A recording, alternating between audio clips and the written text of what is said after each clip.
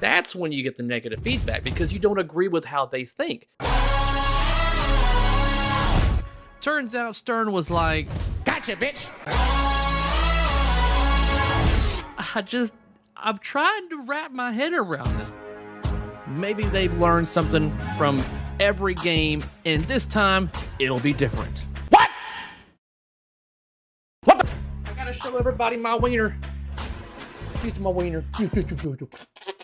I mean, it's basically a Led Zeppelin jukebox with flippers. The game is going to sell. He just did a mic drop and then walked the hell out of the room. That's big dick energy if I've ever seen it. It's pinball. It shouldn't be too serious. I mean, if you take pinball to a serious level, you get The Godfather. Lie back down.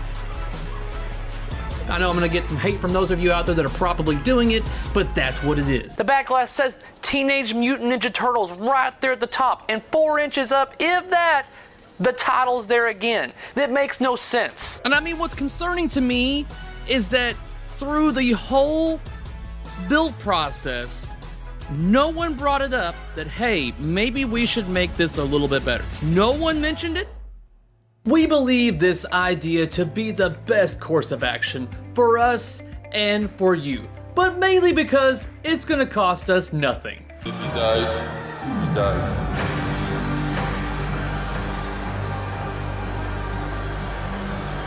We need to find out what these suckers will pay for a crappy product that your toddler drew for us. She draws on a first grade level. And the thing is, I know one of the people over social media has informed me that a lot of the times, at least as of 3 years ago, majority of the things that I would post or say to them was fucking blocked. Why are you promoting and asking for deposits on a game that's still 6 months out?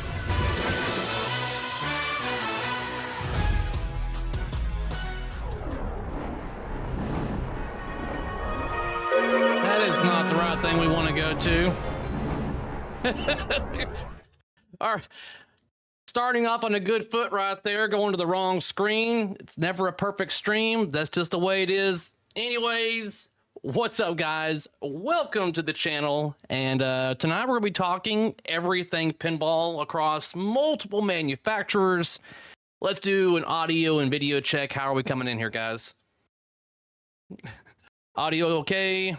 Coming in loud and clear. Videos gotta be okay enough. I know you gotta look at my ugly mug, but I'm doing what. Give me some quarters, baby. I know I gotta adjust that again. What is going on with that? I need to adjust how that is positioned. I think I fixed it on one of these, but not on this one. I'll adjust it later. Let's go to the other screen right here. And I'm going to change that because I like just to do a quick cut on my transitions. Anyways, audio, video, good. So, once again, welcome to the chat, guys. I know we are also right on top of TNT Amusement's current stream. It's like no matter what night of the week I picked, it's like I'm going to be interrupting somebody. I wanted to stream on Wednesday night, but that's when Flippin' Out Stream was doing their stream for Dune, and I had to work late. So I was like, okay, maybe I'll do it Thursday. And then Thursday, Bug was streaming, and I was way too tired anyways. And then tonight, it was like, all right, I've got enough energy. I'm in the mood. There's a lot to talk about. And then Todd's doing his stream, and I'm just like, well, it's either now or never, because I don't know what mood or what's going to happen tomorrow. But to start things off, I just want to say, obviously, special thanks to the sponsors of the channel, and that's my fellow patrons. A lot of them are in the chat right now. Thank you very much, guys, for your monthly contributions and everything. You are one of the reasons why I do what I do.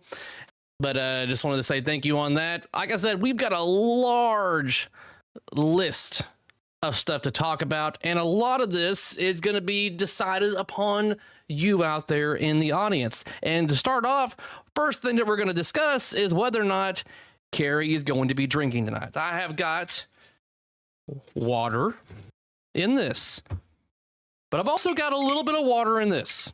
So the bourbon's right here. So we're going to first start out. I want everyone else to decide for me if I should bust out and just start drinking. Drink? Question mark. Because I've got work tomorrow. So it's no sweat whether or not I don't drink kind of thing. In a way, I probably shouldn't because I've got work tomorrow. But I'm going to be leaving this decision up to you guys. And depending on where this goes, this will bring up another thing that we can do that maybe spice up the stream a little bit.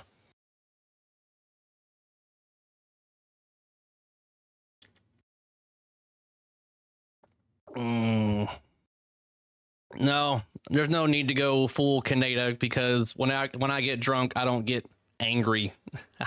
I get giggly and laughing.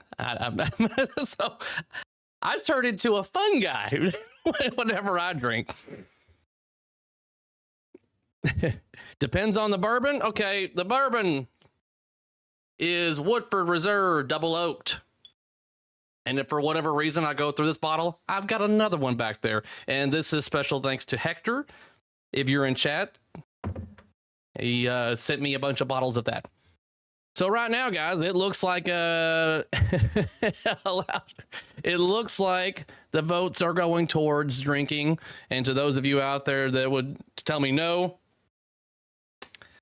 this is democracy, guys. So let's end that poll right there.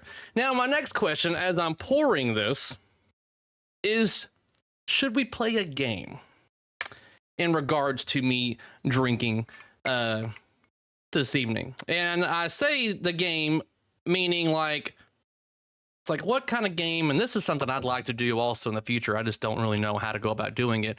So should it be like a phrase or a certain word that if I say it, then I have to drink? And if it is something like that, what should that phrase be? And I'm afraid to say word unless it's a word that I really can't avoid. It can't be like the name of a manufacturer or something like that. So for those of... Oh, Adam's saying the word topper. Oh, Lord. Pinball? Oh, my God, no. AI is the word. So for a lot of you out there that watch my streams or watch my videos, you're probably aware of certain phrases that I just tend to say a lot. And you're like, nah, I know what he always says, kind of thing. Amazing? I don't know if I'm going to have a list here of things to say. What? Oh, are you freaking kidding me? No. Money grab? Nah. I can't use the word no, would not be good. I'm probably going to do that again. I'll tell you what. No, I don't want to use... Oh, I'll tell you what would probably be a good one as well. We're a small company. Guns. Oh, I can get away with not saying guns. I don't think we have anything in the list here talking about guns. Multi-ball? I still want it to be risky. Do we want to use the term topper? Chipotle? All right, Albert, no, we're not doing that.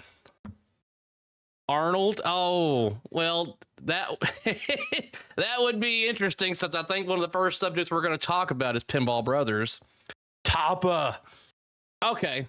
Since everyone knows that's going to be one of the topics, keyword is topper starting now. The thing is, I may say it and not realize it, so you guys are going to have to pay attention and spam in chat to drink. So let's go ahead and just start off right now to get me warmed up.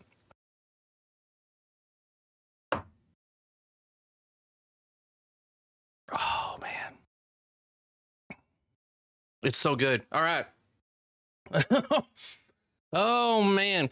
So off the cuff, we had a recent show, Southern Fried Gaming Expo. I have yet to go to this, so I'm kind of curious if there's anybody in chat that did go to this. And I think this is when a lot of people got to play Harry Potter for the first time, and even some people got to play King Kong and Evil Dead.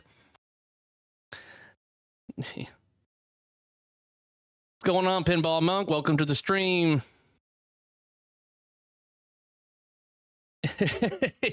Best news to come out of... Yep. Where's that at? Make sure this is working right here. Okay, good. It's working. All right. It's a Friday night. I know a lot of people are probably out doing something other than sitting at their house watching me. I even mentioned a little bit to Acker earlier. He said he's taking the wife out and they're going to be doing stuff. And I was like, oh, you can use my stream as foreplay.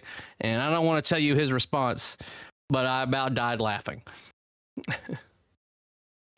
Hey, Carrie, what's this thing you call put on your pinball machine, usually up high? I haven't had that much to drink to where I'm going to be that easy. About to make some holy tacos. All right, anyways, so Southern Fried Gaming Expo happened. A lot of people got to play some of these games for the very first time, and it seems like the reviews are still coming in from those of us that have played Evil Dead for the first time, and the crowd seems to continuously go wild for what Spooky has done with Evil Dead. And then when it comes to Harry Potter, I've already done my video in regards to how I feel about playing that game. I still want to play it more. After King Kong is gone, that may be the next game to come in here. I just don't know when that's going to be exactly just yet. And that's the other thing also. If you stick around till the end of the stream, I will go over some of the things that are in the works in regards to the King Kong giveaway. Some information that I think a lot of you may like. Oh, yeah. I don't want to be your warm-up there. So we got Dune versus King Kong versus Harry Potter. Best flow. Flow? Well, King Kong's obviously got flow. Dune, once you nail those shots in, I think Dune's probably the most tricky to shoot in comparison to those three games. But I will say that I think, and I've got the least amount of time on Harry Potter, but out of those three games, I think Harry Potter is probably more fun to shoot. And you're like, oh, Carrie, what about King Kong back here? I've played so much of it, guys, right now, and I'm kind of tired of it. I was like, I need to take a break from it because and the new code dropped. And so that put my review behind because they've dropped 0.83. And I think that within the same day or the next day, they dropped 0.84, probably for a quick patch. And so I'm having to play it more, but I'm just like, I don't want to play this. I need to play something else. So I think Harry Potter for me was just a breath of fresh air. It was like, oh, something different, you know? So with that being said, I feel like King Kong is probably not going to be a good game for those if you just have one game. I don't think King Kong's going to be up your alley for that, for just one game in your house. I wouldn't like it to be my only game because I like having a little bit of variety. But like I said, I'm playing a lot of this one because I got to get a review and then the game's got to get out. So it feels repetitive. Yeah. And my phone's starting to blow up. What's going on here? All right. So let's see here. Going on. Breath of fresh pipe smoke from Dumbledore. Yummy. Pinball Brothers Predator release. So again, I wasn't a part of this release. Let me segue over here to give a little change of a perspective here, guys. But I wasn't a part of the release. I've specified this during the very first Predator release or video that I did the stream.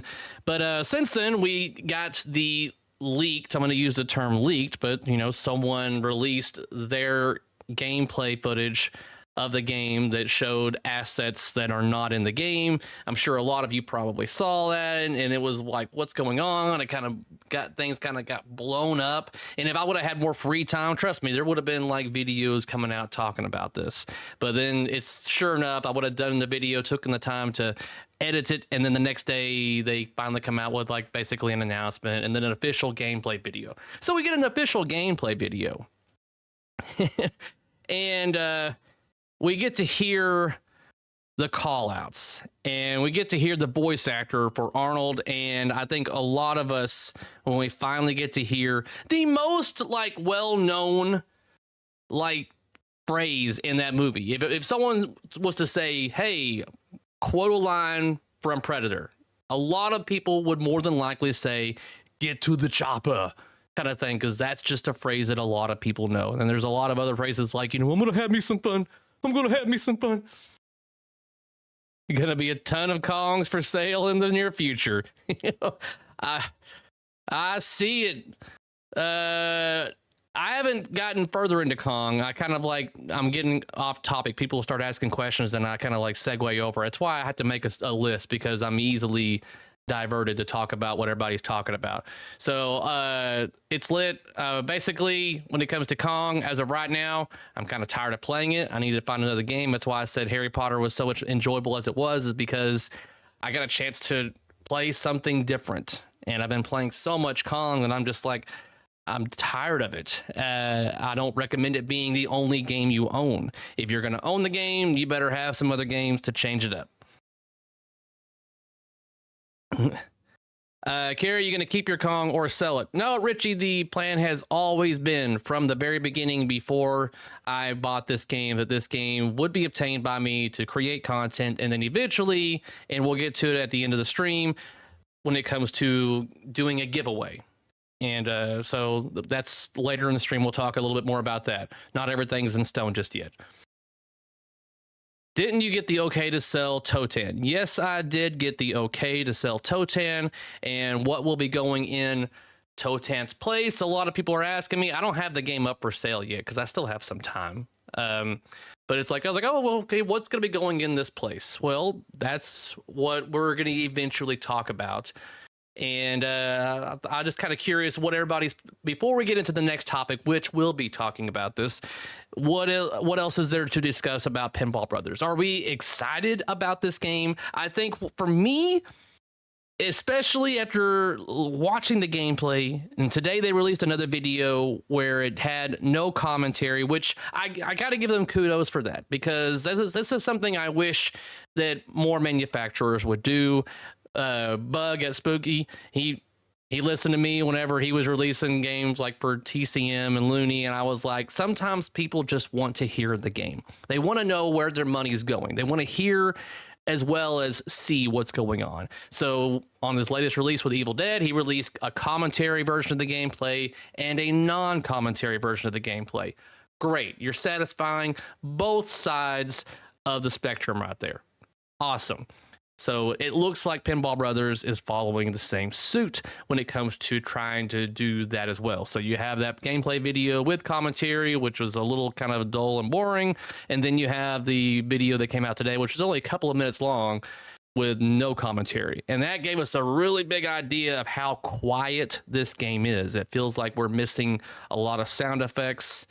And that may be on purpose, because they're like, oh, we want it to be more like you're in a jungle. You don't hear a lot of that kind of stuff in the jungle. That may be their method or their excuse.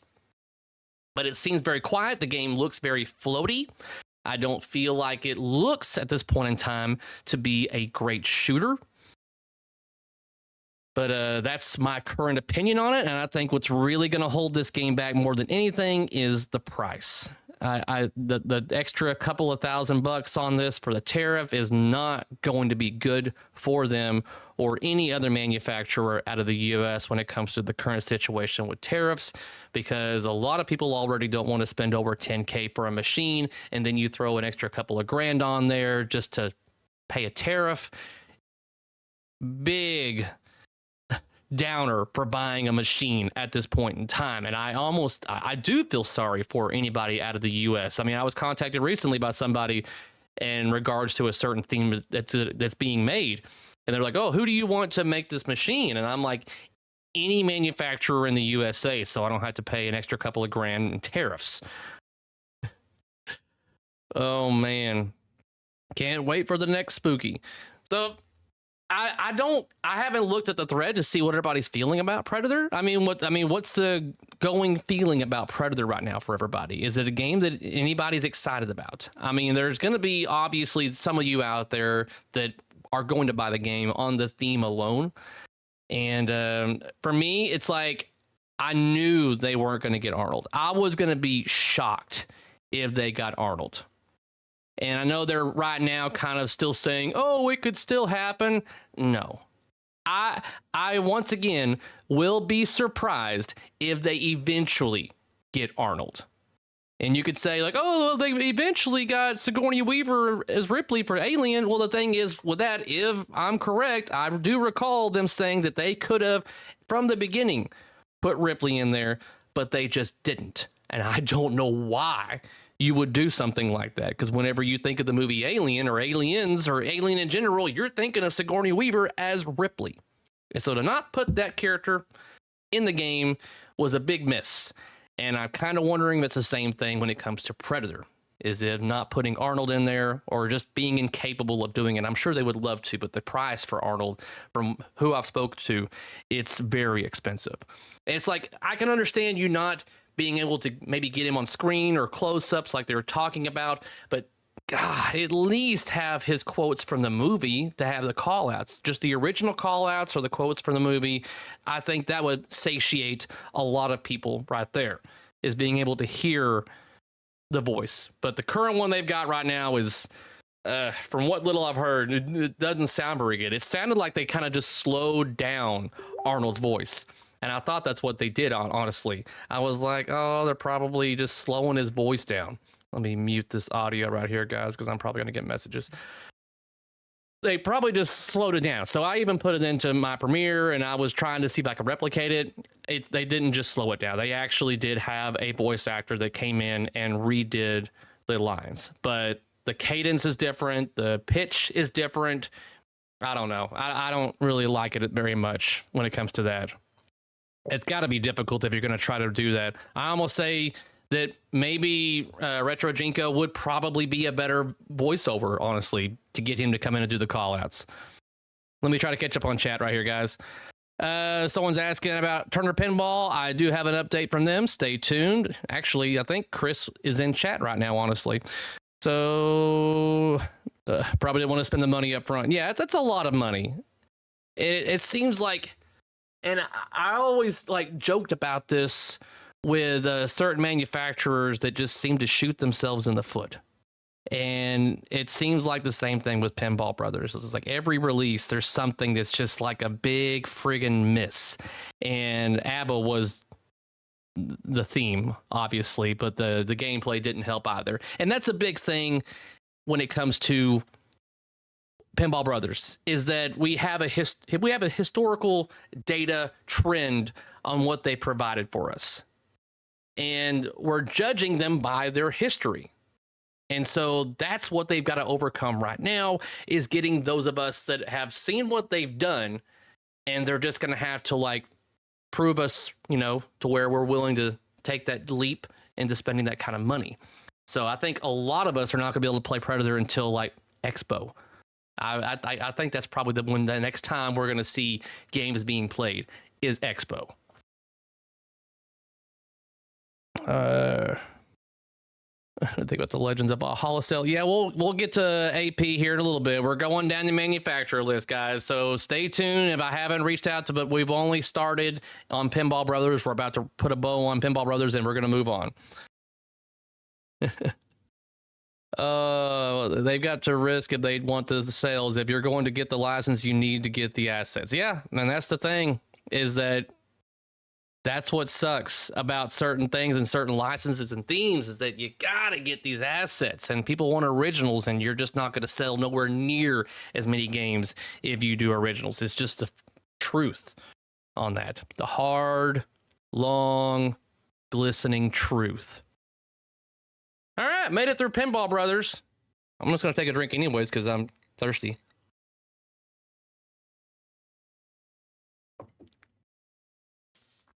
When it touches the lips. Okay, let's talk about Spooky. Switching cameras again, guys.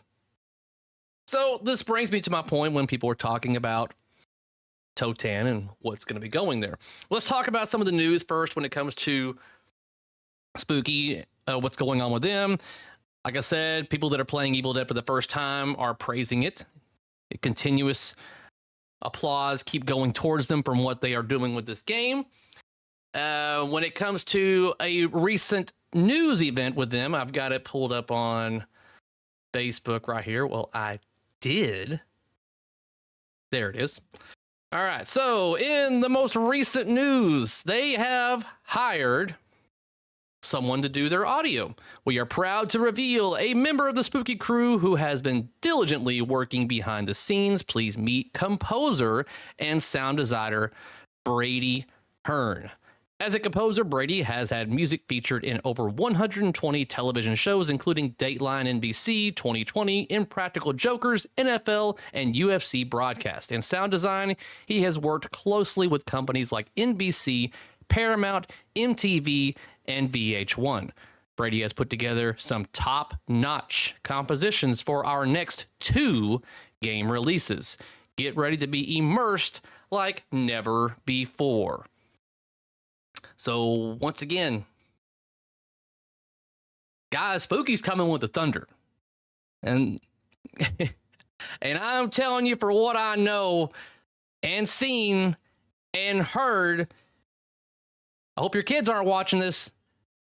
They're not fucking around. This next game, they're going hard. Hard.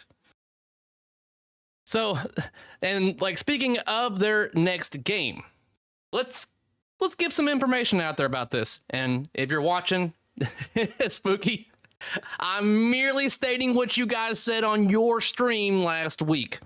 So for those of you that didn't watch the stream last week, there is some information that they did divulge about what's coming next. And a couple of the things that they did talk about, there will be a lighting upgrade within the game. So I'm guessing when it comes to near the rear of the game, they talked about how the game was going to be, they're changing things up with how the game is lit, and that's going to be implemented in the games going forward.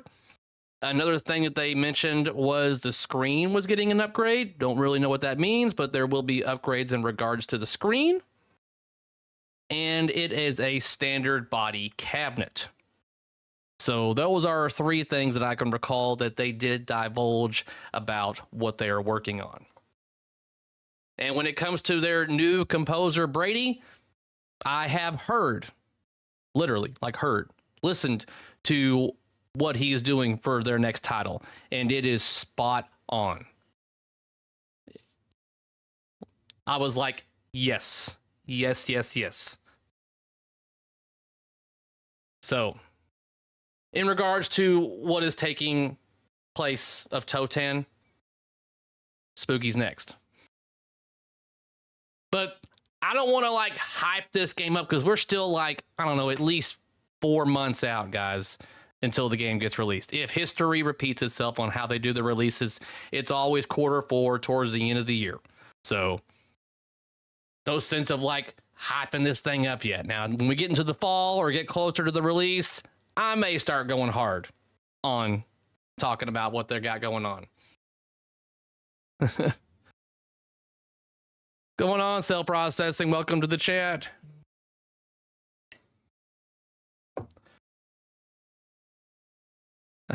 I'm checking my phone whenever I get a text to make sure it's not somebody from a manufacturer like, no, don't say that. All right. So that was Spooky on what's going on with there. Do we want to talk about Stern Pinball? Or do I need to wait till I probably had a little more to drink? I don't know.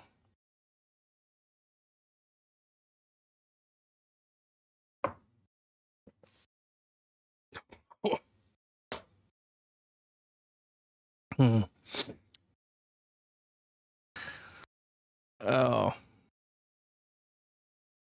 That's something that I've said on stream before or chat, is in regards to like, oh, I almost said it. When it comes to the artwork on the top of their next game, I have seen it. And it gave me goosebumps on how much effort has been put into it. And so that kind of segues into talking about Stern and what they've been doing recently. We'll start with the positives on what's going on there. Also, Stern cost reduced their coil wrappers in the last year. What do you mean they reduced their coil wrappers in the last year? What does that mean? Like they don't have as many coils, or they got a different kind of material? Is it made out of wheat? What?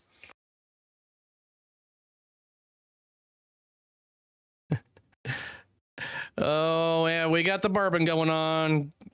Goosebumps, you say? Some of my favorite books. Yeah, I was a big fan of Goosebumps back in the day.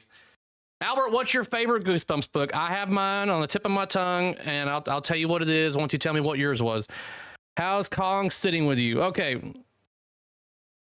We'll get to that a little bit later when it comes to Kong. I've already said it like twice now. I know there's people are coming and going as the stream goes on. Gerspurps. Add Penn Stadium to King Kong. Boy, the art is cool. I just actually took out my pin lights out of King Kong to go back to the standard look and everything, because when I do the review, I kind of want the game to look like it normally would. Favorite Goosebumps? The Haunted. You people are trying. I haven't had that much to drink yet, but I'll help you out. I'll help out.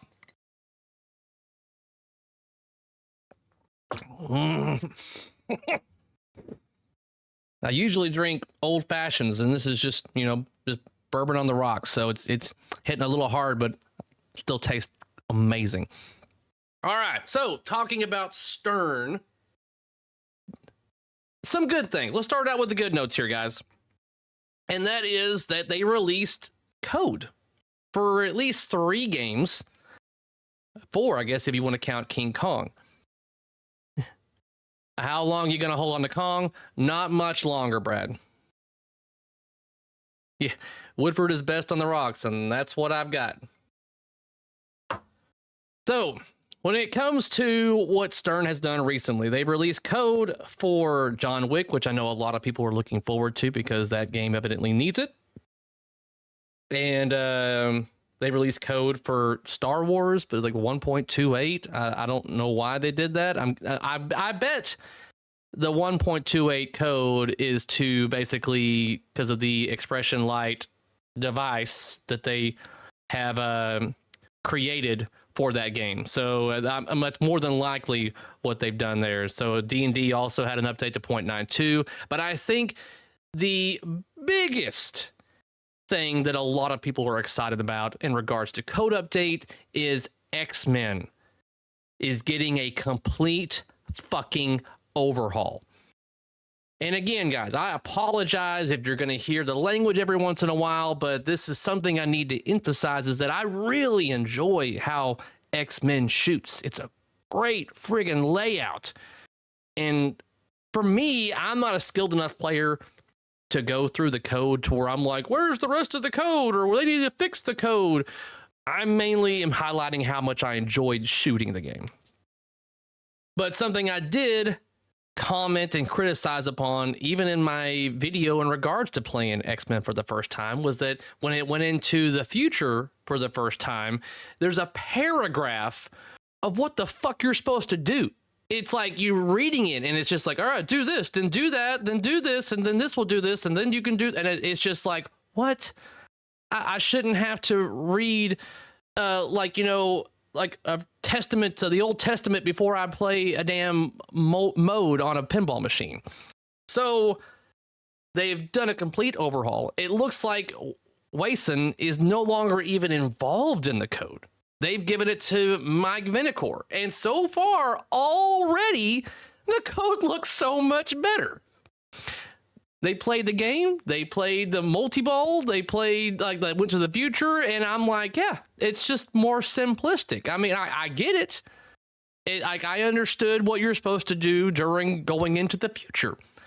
And you get perks by like going into the future. And yeah, I was like, oh, I like this because you're getting these extra perks. Now, I don't know what these perks were. Now, he's not a coder, but he's over, I guess, the rule set or something. He's now in charge of it. So whether or not he's actually doing the coding, I don't think he's doing the coding, but he's now over it. Yeah, the paragraph is now gone on the multi-ball or the going into the future. I didn't watch the Wick stream for multiple reasons because I don't like the game. It's a dick kicker, and it's missing a major component in the theme.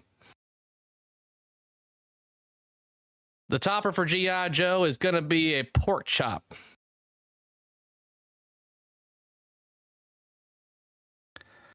Time for a Jaws update. Pinside is still bitching about. I'm curious if anybody's paying attention. Oh, Russell caught it. Jealous caught it. I was wondering. I set it on purpose just to see if anybody would catch it.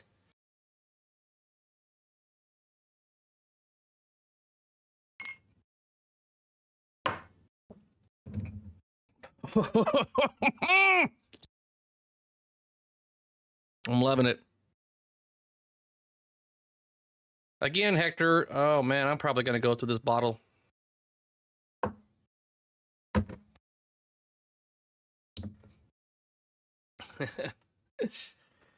X-Men is a fantastic layout. If the code is just as great as the layout, it will be added to my collection. It's like I said, every time I've gone to my buddy Eric's house and I've played it there, I'm like, man, I love how the shots feel. I mean, like, I make a shot and I'm like, God, that feels good. Like every shot has a kinetic satisfaction to it. I've never complained about how it shoots. I'm like, man, that feels really good, kind of thing. Yeah, there was a plunger issue in the beginning. I'm guessing that's been resolved. I haven't heard a lot of crap about that. So definitely when it comes to code, we got Kong, we got Wick, we got X-Men, Star Wars, and code update for Jaws. Yeah, X-Men is the best layout of the last couple of years. This is something I want to hammer home with you guys. Do you understand and acknowledge the reason why they are doing what they're doing with X-Men code? You understand why, right?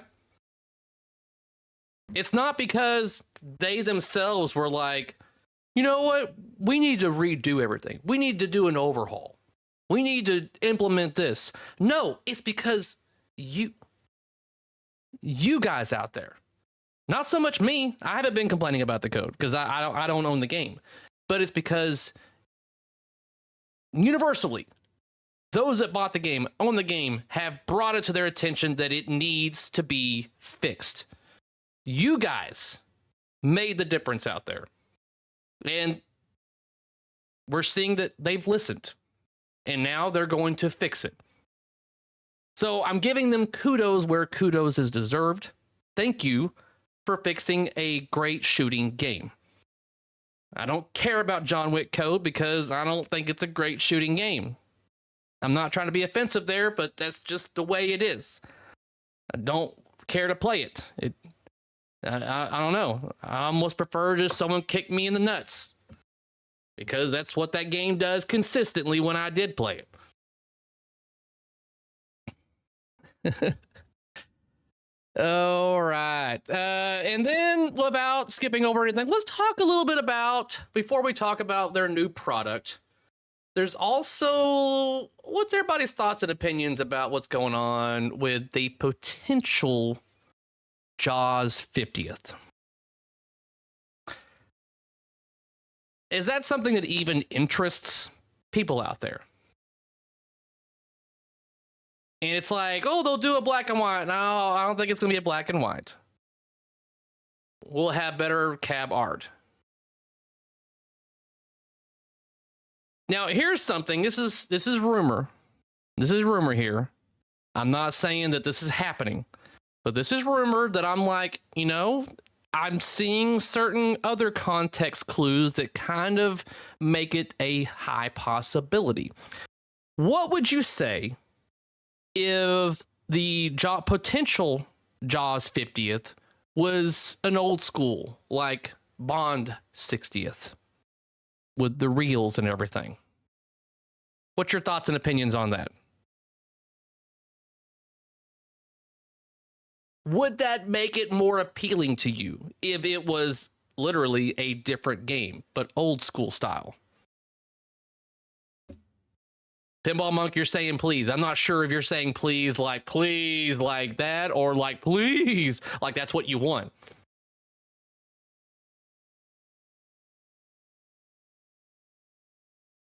Just not at that price point for the Bond 60th. And let me give you a little bit of reason why I kind of think that that's a possibility. Every time that Elwin has been in an interview session and they talk about like, oh, hey, so what's going on with your next game? What's going on with your next game? Or where are you at on your next game? And he's always been like, yeah, I've already done it. The layout's already done. I mean, it's always been a nonchalant, like he can just make designs like it's just nothing. Like it's like, yeah, it's already done. Yeah, it's already got the whatever kind of thing. But on this latest interview at a show, I can't recall which one it was, someone asked a question about the next game that he's working on. And he said that he was actually behind on that. He's like, honestly, I'm a little behind on that. I thought that was weird. It's just out of character. It's like, why is he behind? Maybe because he's been working on something else instead of a next cornerstone. Maybe another anniversary edition. Maybe it might be an old school Black Bond 60th. Yeah, weird because he said the pandemic he was like 4 games ahead. Yeah. So let me do a poll then, because I'm definitely curious what everybody says. Let's do this. Jaws 50th. Old school. Yes or no? Let's see what the current audience thinks about the potential of Jaws 50th being old school. When I say old school, like it had the rotating the score reels like you did on Bond 60th. That's leaning towards no, pretty hardcore right now, guys.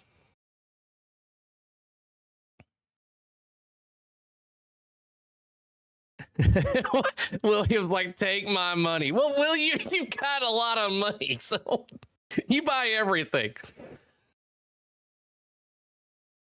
The badly done score reels. Maybe they've made improvements. Maybe. I doubt it, but maybe. Will it eat the ball? That would be hilarious. What if, let's do another what if on that. 1, they do old school. 2, they make the shark eat the fucking ball. It's like, and then they charge 20 grand for it. So it's like, you mother.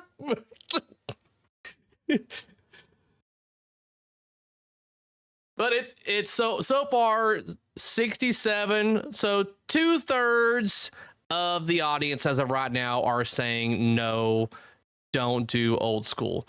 I mean, if they don't do old school, if they do a anniversary edition of Jaws, which I don't see why they wouldn't, they've got the license rights to it as of right now. It's an Elwin title. The game has sold really well. A lot of people love it. It's just another way to print some more money. And for whatever reason, I cannot. There it is.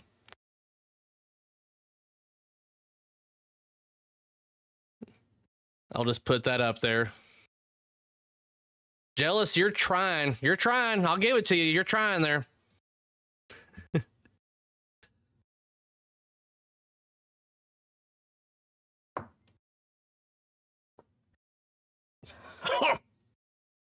So good. But I really want a blood red snack Jaws version cab. Make it funny. Jaws 4 style. Oh. Oh, man. Is there a pro anniversary edition or only premium? Well, they can't make it unless Gomez is just going to back out on his words, which I don't see him doing. They're going to tiptoe around their own rules here. If they do another run of like Jaws 50th, it's going to be like Godzilla, where it's another premium and they'll make them. There's no limit to them. John, that's the thing is that you guys chose the word, and I'm pretty good at like avoiding a certain word. That's why you gotta like lean towards certain phrases that I tend to say, and people know there's certain things that I tend to say, and that's where you want to lean into the ones that I just say off the cuff. But I know since we're about to get into talking about Stern's product, that's why they chose the word. They'll make 975 or 1975. That's what they've got to do when it comes to LEs to justify a higher number like they did with King Kong. Like, oh, we need to be in the 900 range. Oh, it was created in 1932. We'll do 932. That'll solve that problem right there. It's an L1 title. All those LEs will be gone. The fuck they're not. Anybody could get an LE for King Kong right now. Any one of you out there could get this LE in the upcoming weeks. For a pretty low price, too. We'll get to that towards the end of the stream.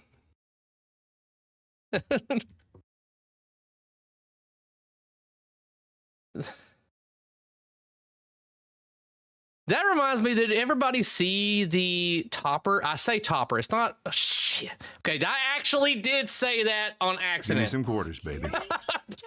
That was on accident. I said it twice. I didn't even say it once. I said it twice. Frank Mac, thank you very much for the $10. Very much appreciated. Maybe we could just do that. For every time I get money, I just drink. That'd be good and bad.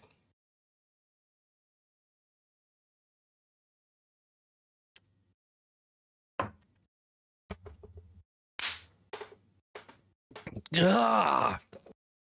Now if I have to chug the drink, I'm not going to chug the drink. Like I said, I do still have to get up for work in the morning. Carrie, do you have a strong indication of what Stern's next remake is? I mean, the current rumor, oh my God, that's covering up my entire damn screen. I need to fix that. Let's switch over to this one. There, that's like centered mass. The current rumor is The Walking Dead on the remakes. There's no confirmation on that. But the rumor is it's a Borg title. I think a lot more people would prefer something like Tron. It would make more sense, especially since we have a new Tron movie coming out towards the end of this year. That would be something that they need to double down on. And I want to say, since we've also got Stranger Things series finale coming up this year, I want to say, that would be another time to probably release another Stranger Things. Just saying, this is the series finale of Stranger Things coming up in 2 volumes. This is a time that they would more than likely start building up something to get that license renewed or whatever to start putting out something. Borg getting all the remake love. And the thing is, Borg has already stated that he would love to remake some of his old games. And Tron is one of those games that he said that he would love to go back into. And if they give these games the same treatment that they gave Metallica, hell yeah. With the upgraded visuals and everything, upgraded hardware, the screen, some of the best visuals that Stern has done has been on Metallica Remastered. On that display. And I'm not usually a display guy, but every time I looked up and I saw the way that they did it, I was like, that looks really good. That looks really good. Could you imagine updating the lighting? Ghostbusters is next year. You think so, huh? Pinball Monk, do you think... it's like... I want them to because of the theme. And it's one of those where I hate to go full-blown freaking, like, you know, off topic here about the designer. Everyone should be aware about the designer of Ghostbusters. And I honestly don't think it would hinder sales, because I don't think people look at the designers in general as being like an identifier of whether or not they like or hate a game. I don't hate a particular pinball machine just because Trudeau made it in what he's done. That's still, it's one of those things where I'm just like, yeah, okay, you're not a person I definitely would not hang out with, and you should forever be off topic there. That's a sensitive topic, but it's one of those things where I like to judge them by what they've provided for us as, like, you know, something for enjoyment rather than what they've done. So Trudeau's Ghostbusters. Do you think, here's just an honest question, and this is even towards you, Pinball Monk, if they redid Ghostbusters, would you want them to keep the layout the same, or would you want them to fix the flipper gap?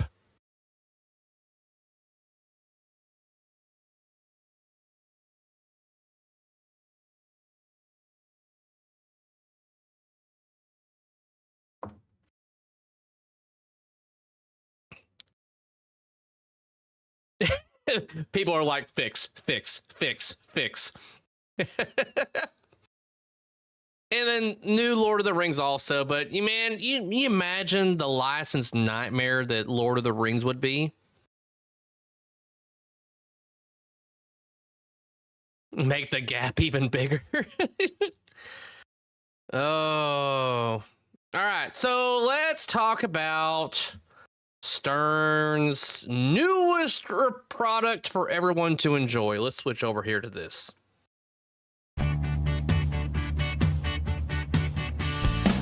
Welcome our latest addition to our Expression Lighting System. Level up your game with the all-new Expression Light Topper. This topper will light up and interact with your gaming experience and is available in 2 different trims. Upgrade any of your LCD Stern machines with the standard Stern logo plate. Or you can spotlight your game with an official game-specific plate. Available on Star Wars, with more releases across our catalog coming soon.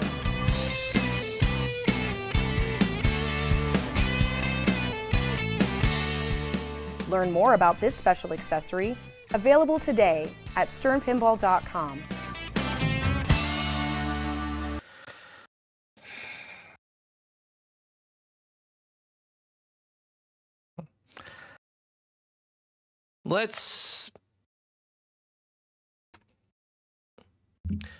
Okay.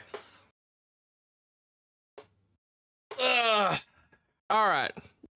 Everyone just get a good look. Soak it all up. Take it all in. All the way down. Look at it. Would you look at it? What else do we got? Along with that, then you've got the Star Wars version. And I'm telling you, this is why 1.28 code was released. To implement the expression lights for this device on top of the game.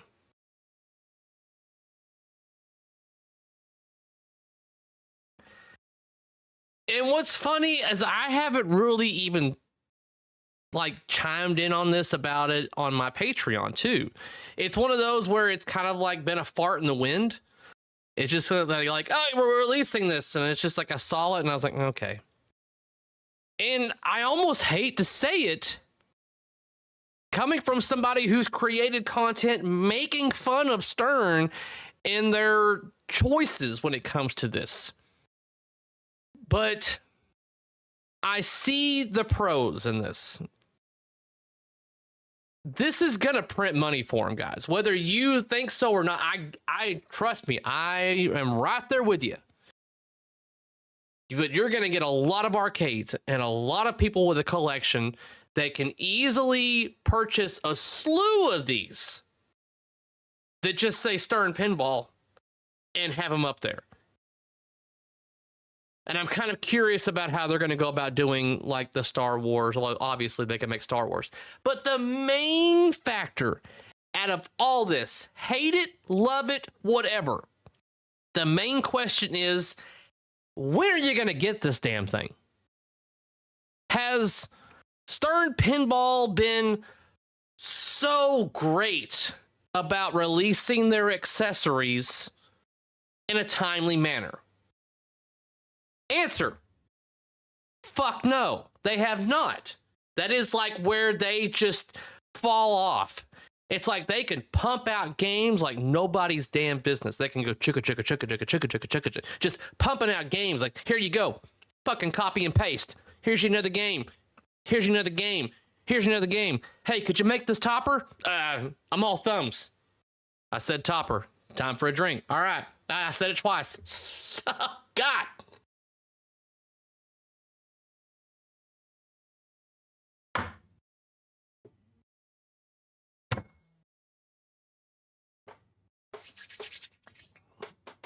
Well, when it comes to making their accessories, they're all fucking thumbs, it seems. If they could get that down to where they're like, here's our new game. Also, while you're at it, while you're adding that game to your cart, here's all the cool shit that you could put on that game. But for some reason, they just can't seem to do it. And I wonder, I don't think it's because they can't. I think it's because they won't. And it's like, why? Why won't they, Carrie? And it's like there's a phrase, and for those of you that are in the chat that have done licensing before, there's a certain phrase that you use in order to keep the license active when you're not really utilizing it, because you have to create a product or something to keep the license active. I about died there on that one. Hold on. Nick. Greed? That's not... It's like a license re-up or something. There's like some kind of clause in the licensing agreement to where, like, you know, every 12 months or within a time frame that you need to create something for the public to purchase. Give me some quarters, baby. Jackpot. Shane, I'm going to say it just because you paid for it right here. God, Stern Topper, Sears Roebuck 2025, Spooky, got it. Thanks for the $5, man. That's awesome. Fane, token product.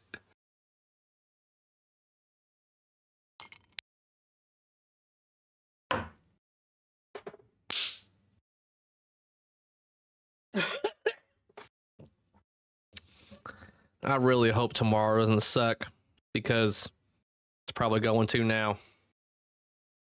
I'm going to need to get me another ice cube. So I'm going to do a small pour. Nope. I say small pour. Oh my God.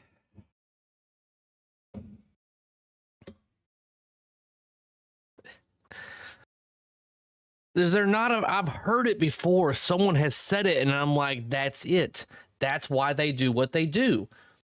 I forgot what I was listening to, but there was something where someone said the phrase, basically they have to, you know, like, oh, they have to keep the license active, so they have to create something. That's why they put off their accessories for so long. It's because it is. Tell me a game that they've created and released the accessories for within a 12-month period. I mean, I am totally down for being wrong, but I feel like it's like a year plus before we see accessories for games. Godzilla 70th? Well, they had so many Godzilla 70ths. And Jaws was, that reminds me, I'm going to bring up the other topper. I say topper, it's not a topper, but it should be a topper.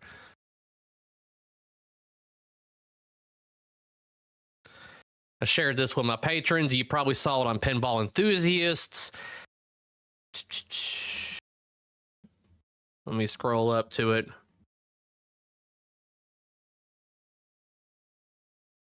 For those of you out there that are like, oh, I'm kind of curious, you know, what Carrie's thoughts and opinions are. And guys, I hate this. I literally do hate self-promoting.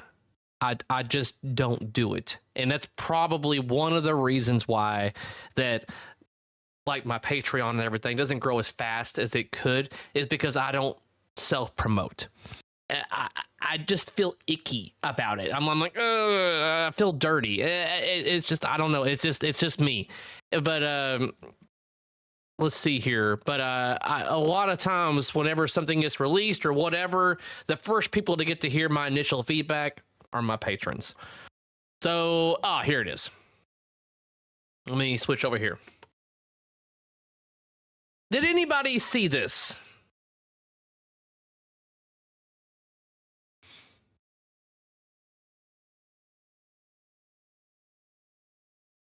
Look at that. Would you look at it?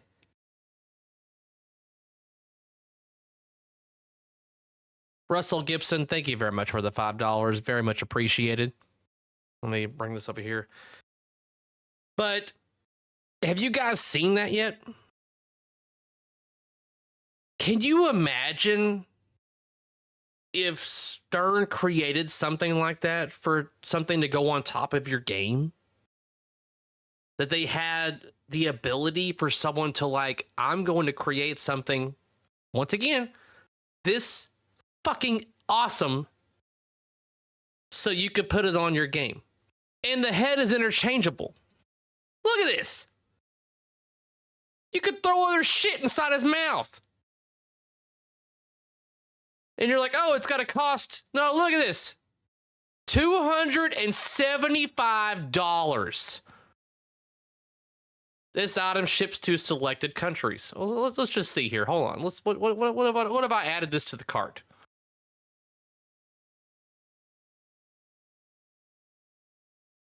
We do not ship items separately, please. Blah, blah, blah, blah, blah, blah. Tariffs may apply to international orders. And I want to say this is overseas. But even if you tack on the damn accessory or the tariffs, you're coming nowhere near what Stern is asking for their plastic and LEDs for their stuff on top of their game. If I owned a Jaws, that would be in my cart and I would be buying it. Oh, tariffs is going to be $500. Fuck it. Send it. Fucking send it. But I've got the Stern licensed thing that does fuck all. I've got something that really represents Jaws.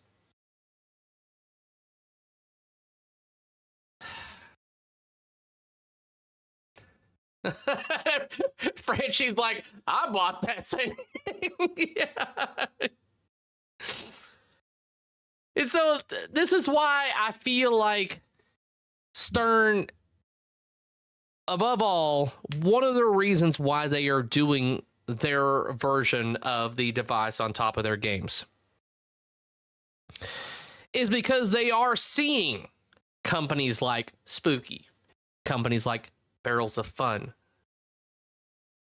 that are giving you a topper with the game, with their price. Now, granted, Spooky has a topper that you get, like, here you go. They throw it in with a game. But if you want to spend that extra dough, the option to get the really good topper, which you're fucking going to, because once you see it, especially the next one, I'm getting it. I should have enough room for it. I should be good for it. But but once you want the good one. And so I feel like that's what their latest product should do. It should make you go, cool, I want this. But when you see the $2,000 option that they typically provide, you should go, I want that one instead. But they don't even do that. Their $2,000 option is not much better than their most recent $400 to $600 version. It's still just flat plastic, some art, and some moving LEDs.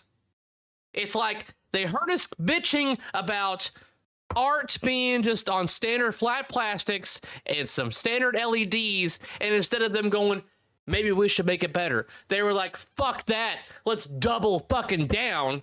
I'm starting to cuss. This is what happens after some alcohol. The curse words start coming out. So hopefully your kids aren't watching this. But it's like they took that animosity that we had towards standard flat plastics, and they're like, we're going to double down on that. We're going to make that the new thing that anybody can get. I am a grown man, but it's like I know a lot of people probably may have their kids watching, and I want this to be able to be viewed by everybody. I know it's not everybody's able to watch this live. There's going to be people that are going to watch it tomorrow or whatever, or while they're driving in their car. Trust me, I've gotten the feedback. Introducing the ego word with our shitty logo. Enjoy. That's what I look at with their newest product. Do I still have it up here? What is this? This is a giant fucking advertisement. That's what this is. But Carrie, how are we supposed to know who built our game? You know who built your game. You know who took your friggin' $7,000 plus. The company that's all over your damn machine. Now, granted, it will look pretty uniform in an arcade when you have a slew of Stern machines, and then you look above them and they all have this device. It's going to look standard.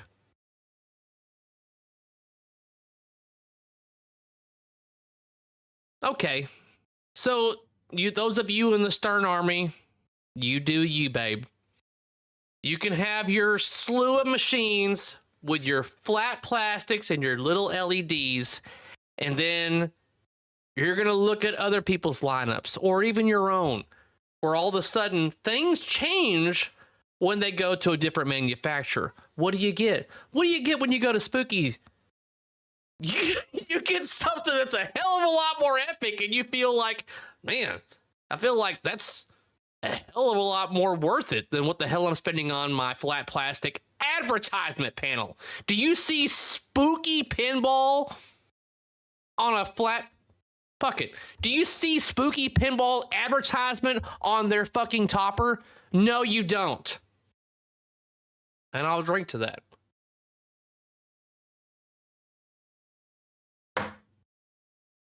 Time for water. It's like... I'm sorry, I haven't even looked at chat, guys. Let me play catch up here. I'm sorry. I don't feel like I'm like ignoring you or anything. Goes on nice with their shitty Kong banner with a huge QR code. Oh my God. And that's the thing, is that you are spending $400 plus to advertise for Stern. Do you realize that? What do you get out of it? As an arcade owner, as someone who has a lineup like mine at the house, not a lot of Sterns, and you go, hey, I want to buy this to go on top of my game. I'm just not willing to get on my knees and do that much for Stern. I'm sorry. Yeah, $400 for the base, $100 for the top plastic.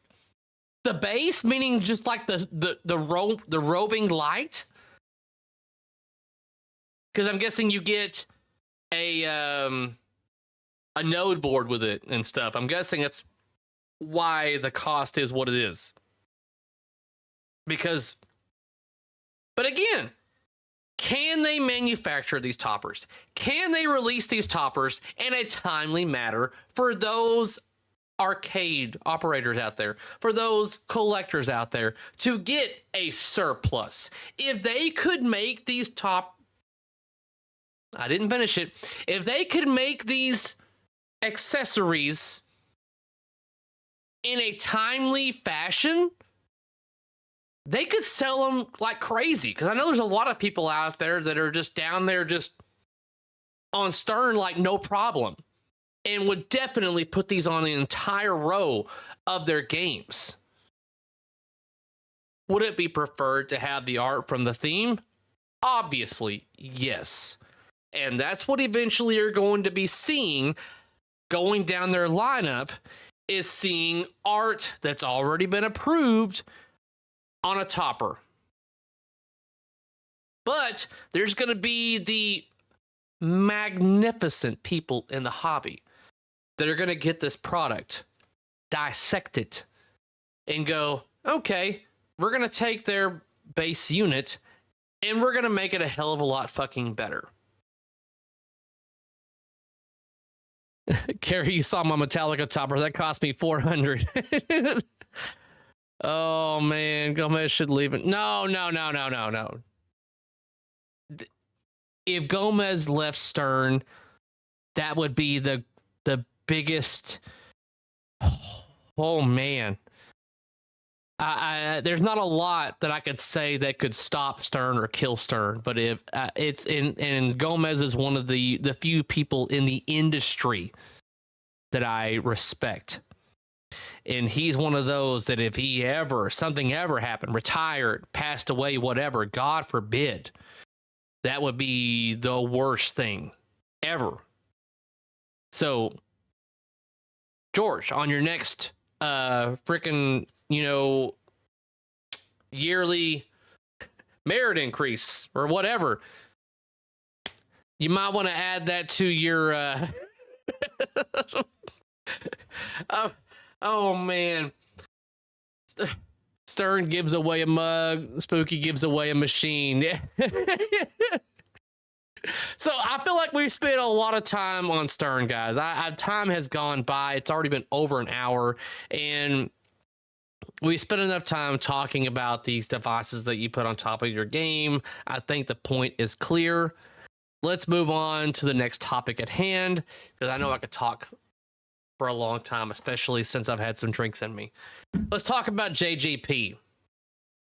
What do you think are the two biggest letters that everyone mentions when talking about JJP and Harry Potter?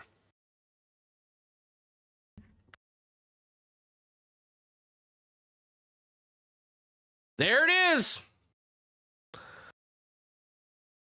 Jealous is already on it. AI. Franchi's already on it. AI. It's on everybody's freaking mind. It's on everybody's stupid freaking forum, whatever. And it's like, I see the links that are going out to go, hey, this is what I have to say about it. Hey, this is what I have wrote X amount of words or whatever about it. And I'm like, fuck it. I don't care. Because, like, my main point here is on this. And I almost typed this up today and posted it on Patreon. And I was like, you know what? Fuck it. I'm going to do it live here on camera to give you my 2 cents on the whole ordeal in regards to the whole Harry Potter and AI bullshit. Let me get another drink.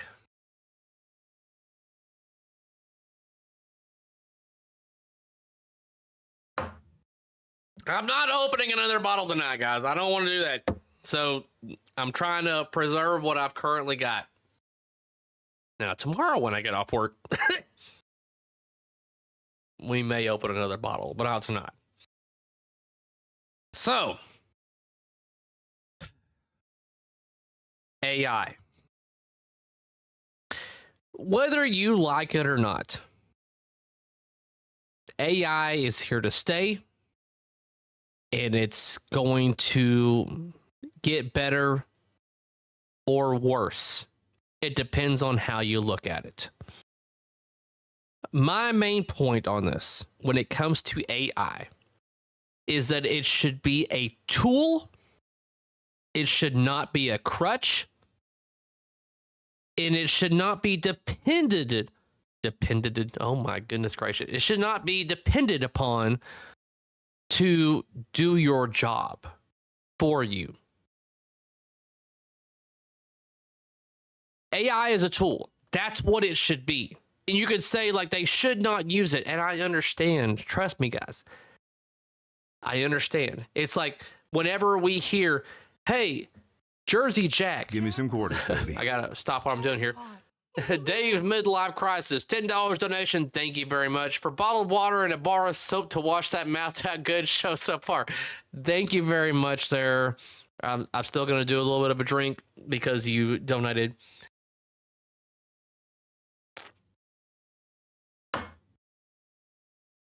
God. For you guys that want to see me drink more and everything, come to Pinball at the Beach. Well, I've got a show, I think that's going to happen probably a month from now. Promo code.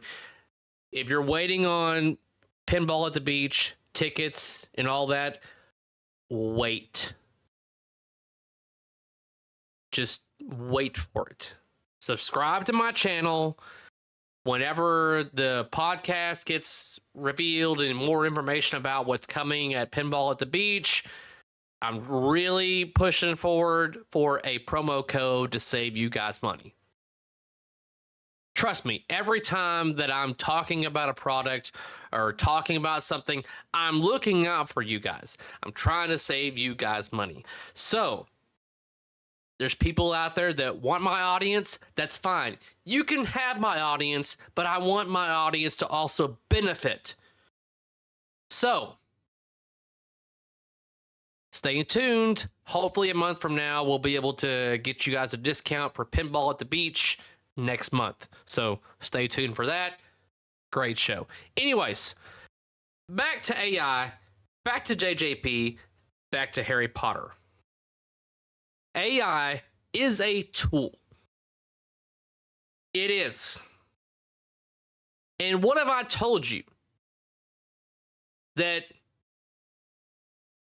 JJP isn't the first to use AI in developing their game or developing their art package. I know, and the reason why this game has become such a big spotlight in this whole ordeal is for a multitude of reasons. One, it's the biggest license in pinball since, Star Wars? The next biggest theme that's coming to pinball eventually, other than Harry Potter, is Back to the Future. And it's like, so you have a huge license, the biggest license that Jersey Jack has ever had. And you're pricing it the way you have.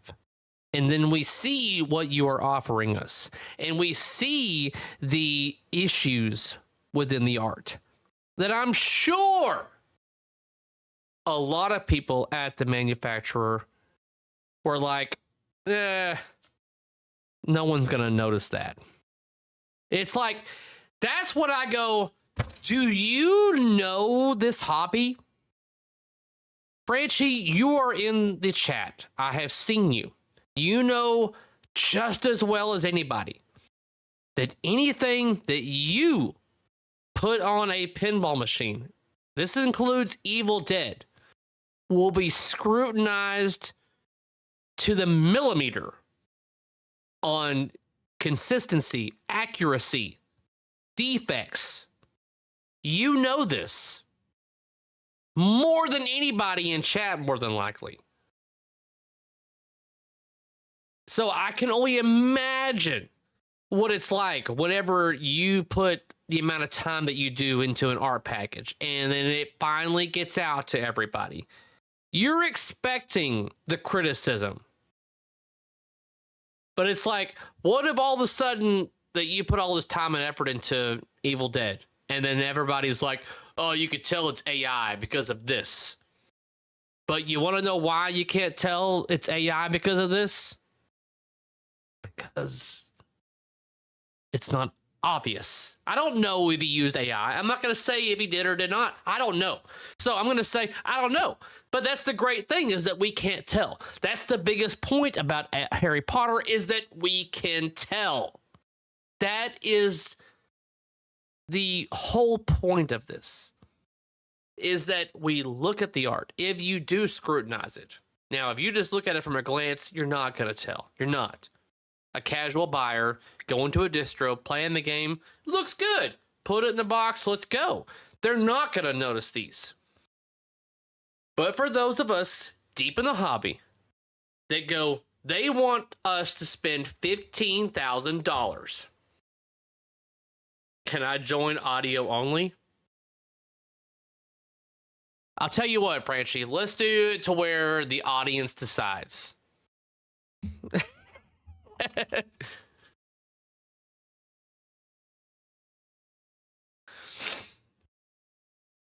Now, granted, I'm going to be like, yeah, like an artist in the industry to talk about art in the industry. Now, this is going to cause me to have to put on my headset. Wait for Parla. All right, Franchi, you let me know whenever you're ready, because everybody wants to hear your input on this. All right, so look. My point is that AI is here. It's not going anywhere.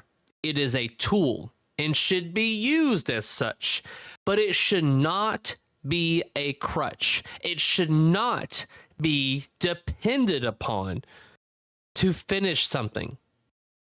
I can understand you using it to assist, but this is what, because for people that want to call me a content creator or a YouTuber, I look at myself as a fellow pinball enthusiast. All of you out there, the 164 of you that are currently watching, I'm one of you. I'm a pinball enthusiast. So, whenever Jersey Jack is like, here is what we are offering, guys.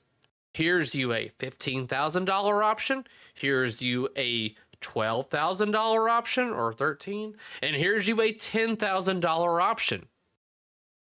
What do you think? And then we look over it, because for a lot of us, that's a lot of money. And we want to make sure that our money is going to something that is well deserved. And so when we see that Jersey Jack took some shortcuts, it's like, okay, so you took some shortcuts, obviously, to save probably on time, save on some money. Why wasn't that money saved on the consumer side?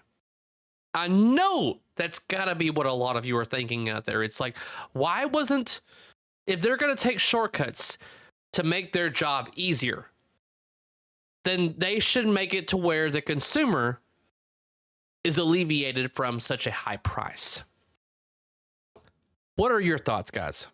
I know I'm not purposefully ignoring chat here, guys. I've just been on a rant, and as I've been drinking alcohol, it makes it be a little more hard to focus on chat as well as getting my point across. Let me just scroll through here.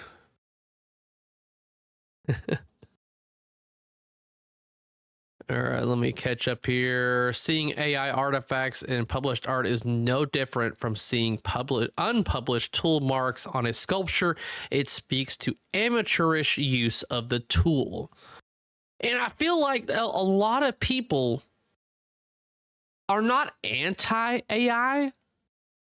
It's just that I think that, like I said, whenever you're spending $15,000 or multiple thousands of dollars on something that they are providing, you feel like the reason why I am spending all of this money is because of human interaction, human man hours that have gone into crafting something.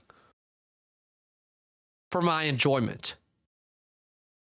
Adam Davis, thank you very much for the $5 donation. Why can't you see the chat on Kaneda's live stream? I don't know if he's live streaming. I don't know. I'm just here doing my own thing. So it's like I don't care. So like I personally, it's more than Minier emphasized the hand-drawn art on HP for both art packages. I wonder if AI was used in making that god-awful. Almost said it, Johnny Five. Good try. Almost said it. Where did my hat go? Oh, I took it off.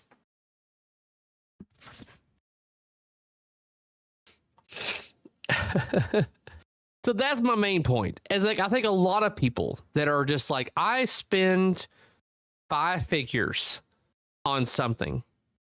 I feel like the reason why I spend 5 figures on this is because of the man hours, because of the labor involved, because of the passion that's been put into it. And so when you hear Eric Minier, who is obviously not denying this, very passionate about this license. And Eric, if you're watching this, reach out to me. I mean, Facebook, eventually we need to become Facebook friends. I would love to have a phone conversation with you. But like, you know, obviously very passionate about this theme. A lot of us out there feel like the reason why it costs so much is because all this effort went into it. And then when you start seeing images and everything popping up stating that AI was used, it basically means like we used easy mode. That was easy on creating this 5-digit figure product. Franchi said he's ready to... Okay, hold on. Let me get my headphones ready. We'll bring Franchi in here. He said audio only. I gotta put him on here so that way we can see what's going on. Franchi, give me just one moment.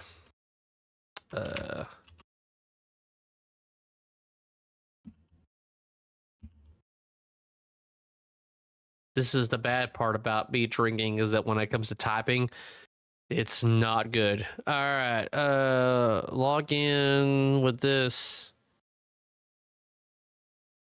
I'm hoping this is the right email. I spend $45 a month for this stupid shit. This looks like it might be it. Maybe. I don't know. Well, he said just audio only. I'll just do it Facebook. Franchi, I'm going to reach out to you via Facebook.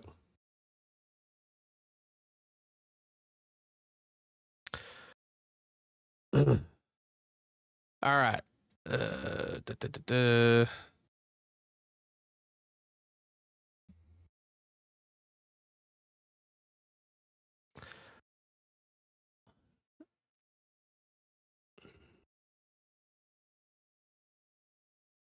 Starting voice call with Christopher Franchi, the famous artist for Spooky Pinball. All right, let me make sure my audio is correct, because it looks like microphone. That's not correct. Oh, goodness gracious. Franchi, give me a second. What the hell? Settings. We're not doing camera. We're just doing the microphone. I want this. Speakers. I want that. All right, say something, Franchi. Are my headphones on? All right, say something now. Shit. We're doing it live, guys. Microphone, that should be, stream should be good. Oh, I've got it muted. This should solve the problem. All right, Franchi, can you hear me? Testing, 1, 2, 3. Franchi, I'm not hearing you, man. Microphone is correct. Camera is correct. Audio output should be this. Let me see.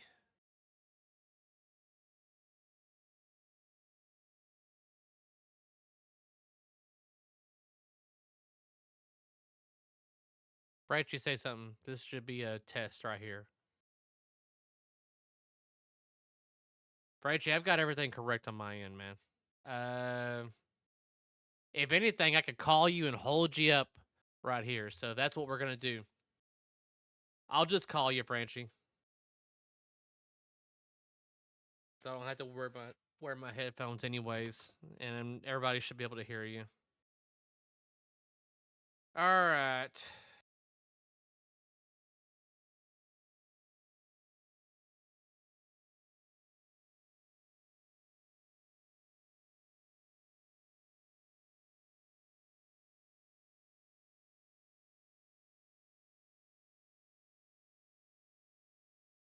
Put you on speaker right here.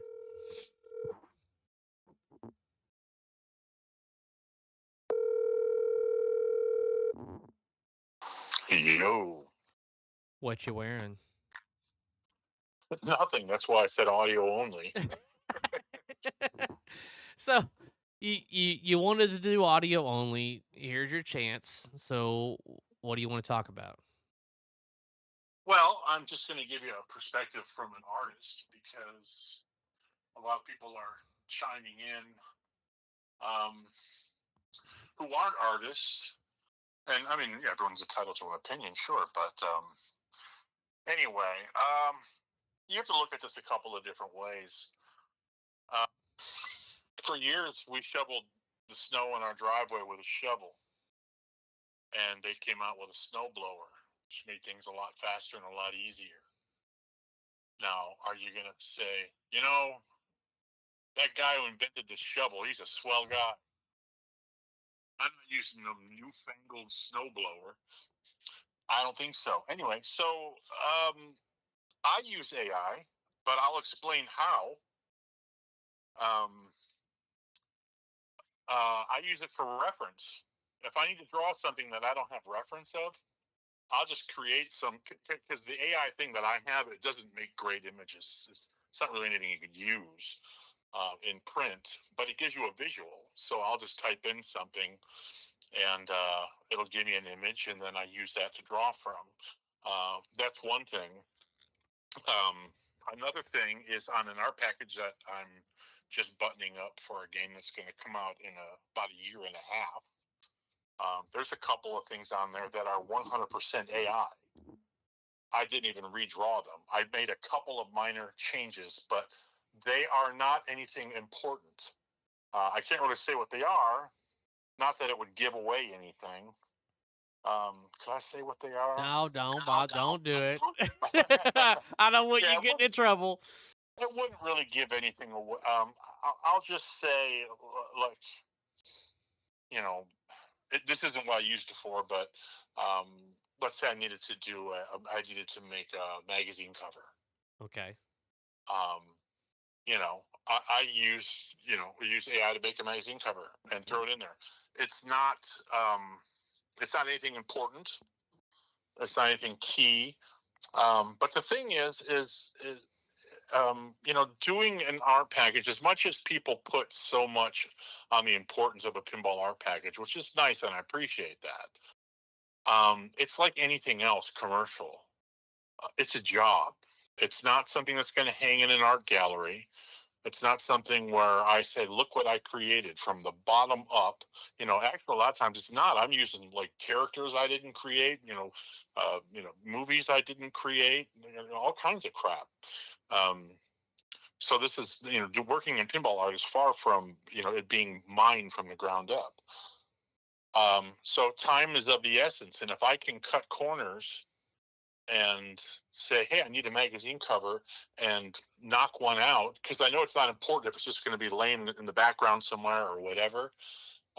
It's not something I rely on big time, but it's not even something I rely on, part of the time. It's a very small part of. I mean, as far as if I use something direct, it's a very very small 0.000 percentage. But it's a great tool for, like I said, for visualizing things. If I don't have a reference, if I need to draw, a pile of laundry or something, I guess I could just look in the hallway. That was my point, was that AI is a great tool, but Yeah. you shouldn't use it as a crutch or a Right. replacement. Well, and here's the thing too. I said I wouldn't talk about JJP about this, but and I'm good friends with Jack. I'm good friends with a couple of the people there. But this thing, it doesn't. I don't think it lies on their head anyway. They weren't responsible for this. It's that if I was going to make Harry Potter and I was going to make a dragon, and I asked AI to make me a dragon and it had 2 eyeballs on one side of the head, I'd fix it. Yeah. You know? You would look over it and go, well, that's not right. Yeah, if Voldemort had 3 fingers, I'd add a finger. I would have taken the steps to fix the stuff. Now, I saw the article the guy put on Tilt Forums where he went, I don't know if it was a guy or a girl, I shouldn't say guy, I don't know who it was. The individual. But, yes, perfect, the individual. And he was showing all these little ribbons and scrolly designs and all that kind of stuff. Now, I haven't really done anything that requires stuff like that. But I honestly, I don't see a problem with that kind of stuff. It saves a lot of time. It gets the job done. No one's going to give somebody a TWIPY award for best scrolling on an art package. It doesn't really matter. That's not the key stuff that people are looking at. As long as you invest the time in, hand rendering the characters and all the important stuff, all that little bullshit. I mean, look at the art package for Harry Potter, for God's sake. The base model. I mean, there's a ton of shit going on in there, and you've only got so much time. If you can do a little scrolly thing, knock it out in AI in 10 seconds, and like I said, it's not something that's key or important. It's just this little element. So what? Who cares how you got there? As long as when you look at it, you like it. It's that kind of stuff's not important. So I realized it's just like when I got into computer art. I got in at a very early age because I realized this is where it's going. I could sit here and spend a fortune on art supplies. Why art supplies are so damn expensive, I have no idea. But I could spend a fortune on art supplies and lay on my family room floor with all these paints and shit and get everything dirty and get my fingers all nasty and or I could sit on a computer and I could do this stuff. So I did not hesitate to get into computer art when that came along. And this is the same thing. It's a tool. But there's a difference with this in that there's pride. There's a lot of stuff that you have to kind of throw in there. You can't just create a whole art package with it. But it's like you were saying before I even came on. It's a tool, and if used properly, it should be fine. I don't think anybody should go. Because I'm already sitting here sweating. I'm working on this. The funny thing is, working on this art package for something that's not going to come out, for another year and a half. And I'm like, oh my God, what if somebody's like out there with a damn magnifying glass going over every inch of my art package, So it's actually gotten me, this whole controversy has gotten me to be better at what I do because I'm looking at every little thing now. If someone stares at this, like, did I half-ass draw this, because it was something in the background and I didn't really render it out completely. Let me go in there and add some more detail. And so what I'm seeing in chat is that people are, have an issue with it. It's okay to use it as a tool, but it seems like in certain facets of the artwork that they've used it as a major crutch. To where it's like you've gone too far. And for someone that's so passionate, not you, but people that involved in the art, people involved in the design of this that have to overlook every facet, every inch of this game before it gets released to the public, you would think that they would go, hey, this second eyeball on the side of the dragon shouldn't be there. Yeah, I don't know how some of that stuff wasn't caught. I'm under the impression JP is still the art director there, and he's a pretty sharp dude. I don't know, he didn't catch that stuff, but it's just should stay away. It was overused on that, from what I can see, having characters rendered and all that. The Ron Weasley in the Quidditch outfit or whatever. Yeah. Though you do have to look pretty hard to see some of that stuff. Like there's no laces on the side of his jersey or whatever, And that's the thing, is that I feel like even for people that are dead set on being a fan of a particular theme, they're not going to go over every inch of the art. And I think a lot of us out there are completely aware of that. I think it's one of those where it's like, well, if the manufacturer is cutting corners or willing to cut corners to save on effort or cost, but we're still paying the 5-figure amount, it's like, where is our money going to? To those people that are willing to take the shortcuts, or is it going to the people out that are willing to spend the extra time and effort in creating something that reaches that nostalgia bone, or the magnificent of something that's being created, kind of thing? Right. Yeah, exactly. And I don't see. I know there's a lot of different AI programs out there, and the one I have is like this freebie thing that I got from Chris Marquette, actually, from CoinTaker. It's not that good. I don't know that I could even get it to do like a real character. I think I typed in something about Batman just for fun, and I got this like bizarre human with like bat wings, and like it's not in tune with copywritten materials and stuff. But to answer somebody's question, I saw they asked if it was on the Munsters. No, I have not. I've not. How do I say this? Any art package I've done that's been released so far, up to Evil Dead, it's not been in use. I've only used it on the one that I'm currently working on, and like I said, it was mostly just to create reference images for me to illustrate from. It's not a big deal. In fact, I'd be happy to point it out when the game comes out. You're like, this is why I used it. This is what I used it for. And it's a very small. So just to answer some questions here, people are wondering why you're working on something so far out. So out of curiosity, and this shouldn't be a hard answer to, or a question to answer. It's like, okay, the Spooky's next game that you're obviously the artist for. It's like, are you done with it, or is it just where what's going on there? Well, why am I working on something that's a year and a half away? Is actually, there's an interesting answer to that. Okay. I don't know if I can tell it, but I'm going to tell it. Oh my God! I don't want to be the catalyst for you getting in trouble, man. Hey, nobody ever said I couldn't. Oh my God! Of course, if Bug's listening right now, he's getting on the phone. Just shut up. If my phone starts ringing, I'm gonna have to cut you off. So the game that's coming out next is done. It's been done for a while. I was working on an intermediate sort of project, and then Bug came to me and he said, "Hey, and I'm aware of what they've got coming. And one of the games that they had coming, I did not have. They already had the artwork done for it. I didn't do it. It was before I came into the picture."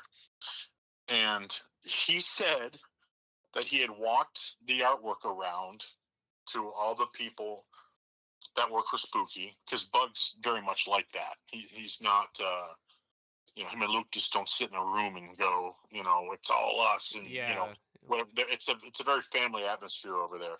So he took the artwork around everybody and said, should we put this out? And everybody basically said, we have Franchi now. Why would we put that out? And so he said, would you be willing to redo it? And it's kind of over and above my contractual obligations. But I said yes, that I would do it. And so that's why I don't know. I think the initial jump to get on it and get it done, because it's actually almost done, was not Spooky's doing it. It was mine. because I kind of had a little bit of a window, and I said, well, screw it, I'll just start. I'll just start on it now, and I just kept chugging along until I got everything finished. I kept on going. I need the templates for this. I need the templates for that. Give me this. Give me that. I don't think they were expecting that, but I like to get things done. So I'd rather have a year to scrutinize over something or make sure that all the approvals, go smoothly and the thing gets done and put out than I would to run around at the last minute and try and get something finished and have two eyes on the side of one head. Yeah.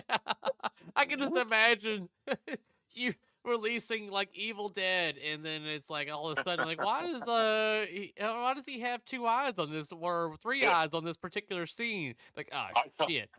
I told Bug I was going to take one of the characters from the one I'm working on and put an extra eye, just somewhere in the corner, where somebody wouldn't notice. But if we were told to go look for it, you'd find it. So I don't want this to turn into like, a Franchi interview session, but out of curiosity, it's like, yes. I think it's pretty unanimous that people in the industry like think that Evil Dead has been your best package yet. How are you feeling about your next package with Spooky? Do you feel like, this is something on par, something that surpasses it, or do you want it to be surpassing? I mean, did your previous art package with Evil Dead really impact your efforts into the next game? Well, I'll say this. Me personally, I think my latest art package is always my best because I'm always trying to outdo what I had done before. Because I think, if I miss a step, if the next one comes out and it's not as good as Evil Dead, then I start feeling like I'm on that downward slope, and I don't want to be on that downward slope. So I try a little bit harder each time I come out with a new art package. Now, granted, sometimes my hands are tied. I would say, there are things, there are things about some of my art packages that have come out since maybe like Monsters. I know everybody considers Monsters to be sort of a signpost in my career, a high watermark, shall we say.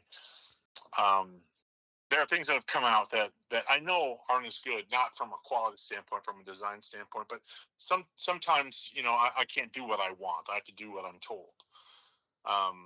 But Spooky's not really that way.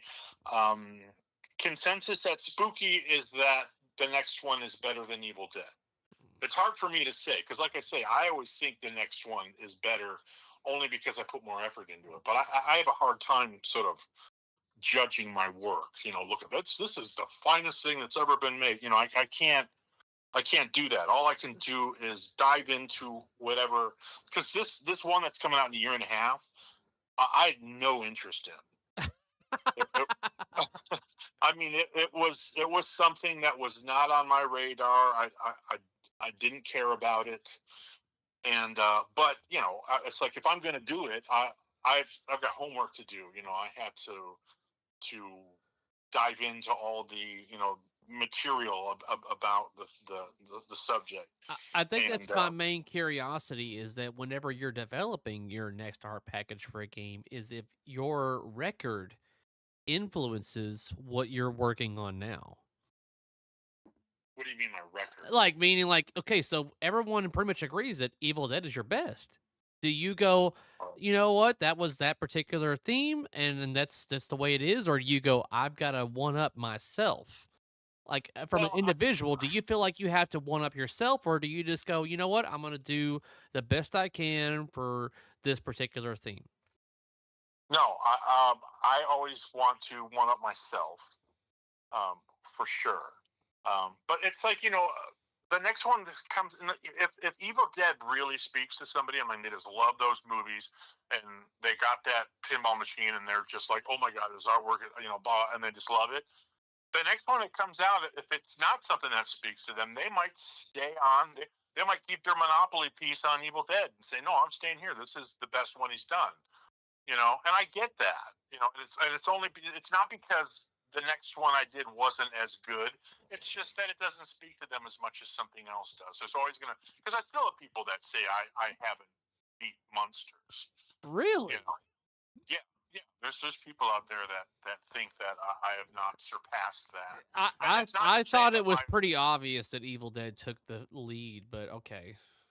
well, I haven't heard anybody say that since Evil Dead, Mhm. but they have been saying it for a while. I know Todd Tucky, I think, still says that Monsters was my masterpiece, and that's not to say that they're not shitting on anything I've done since. They're just saying that they really, really like that one, and it's like I said, it's all subjective. It's something. Of course, a relic like Todd, love you, Todd, but old dude like him who's grew up on the Munsters like I did because I'm just as old. Um,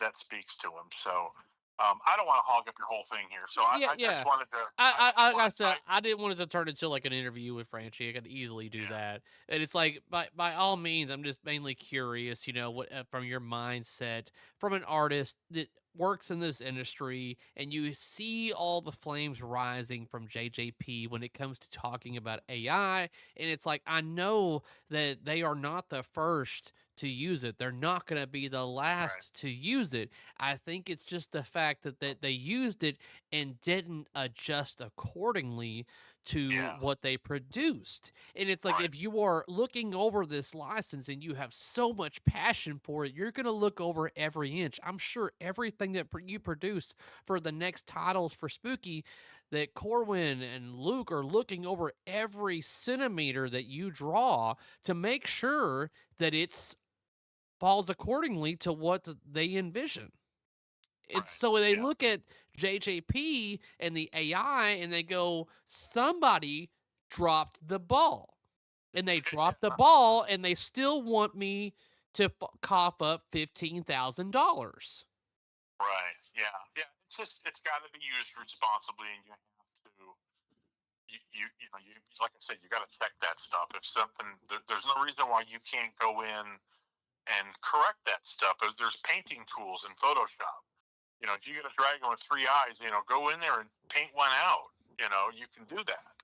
A lot of the artwork that I do nowadays, actually, I used to, up until just recently, I used to do a lot of these illustrations, by hand, the old-fashioned way, and then scan them and manipulate them into the art package and whatever. And I've been practicing more of doing art in the computer. It's the same thing. Doing artwork in a computer is the same thing as doing artwork on paper. It's just you're doing it digitally. If you do it that way, usually what I start with is I'll do a pencil sketch, I'll scan it in, and then I'll just start painting on top of it.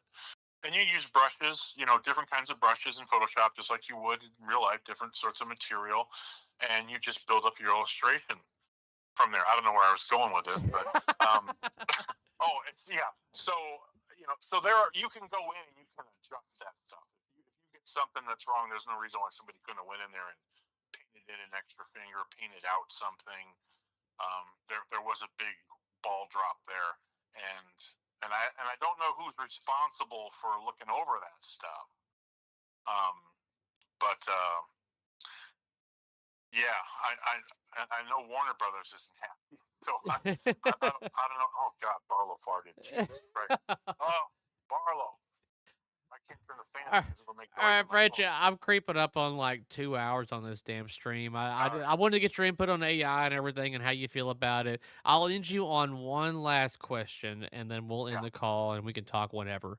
But for those that are listening, your next art package for Spooky, do you feel like this is your best yet?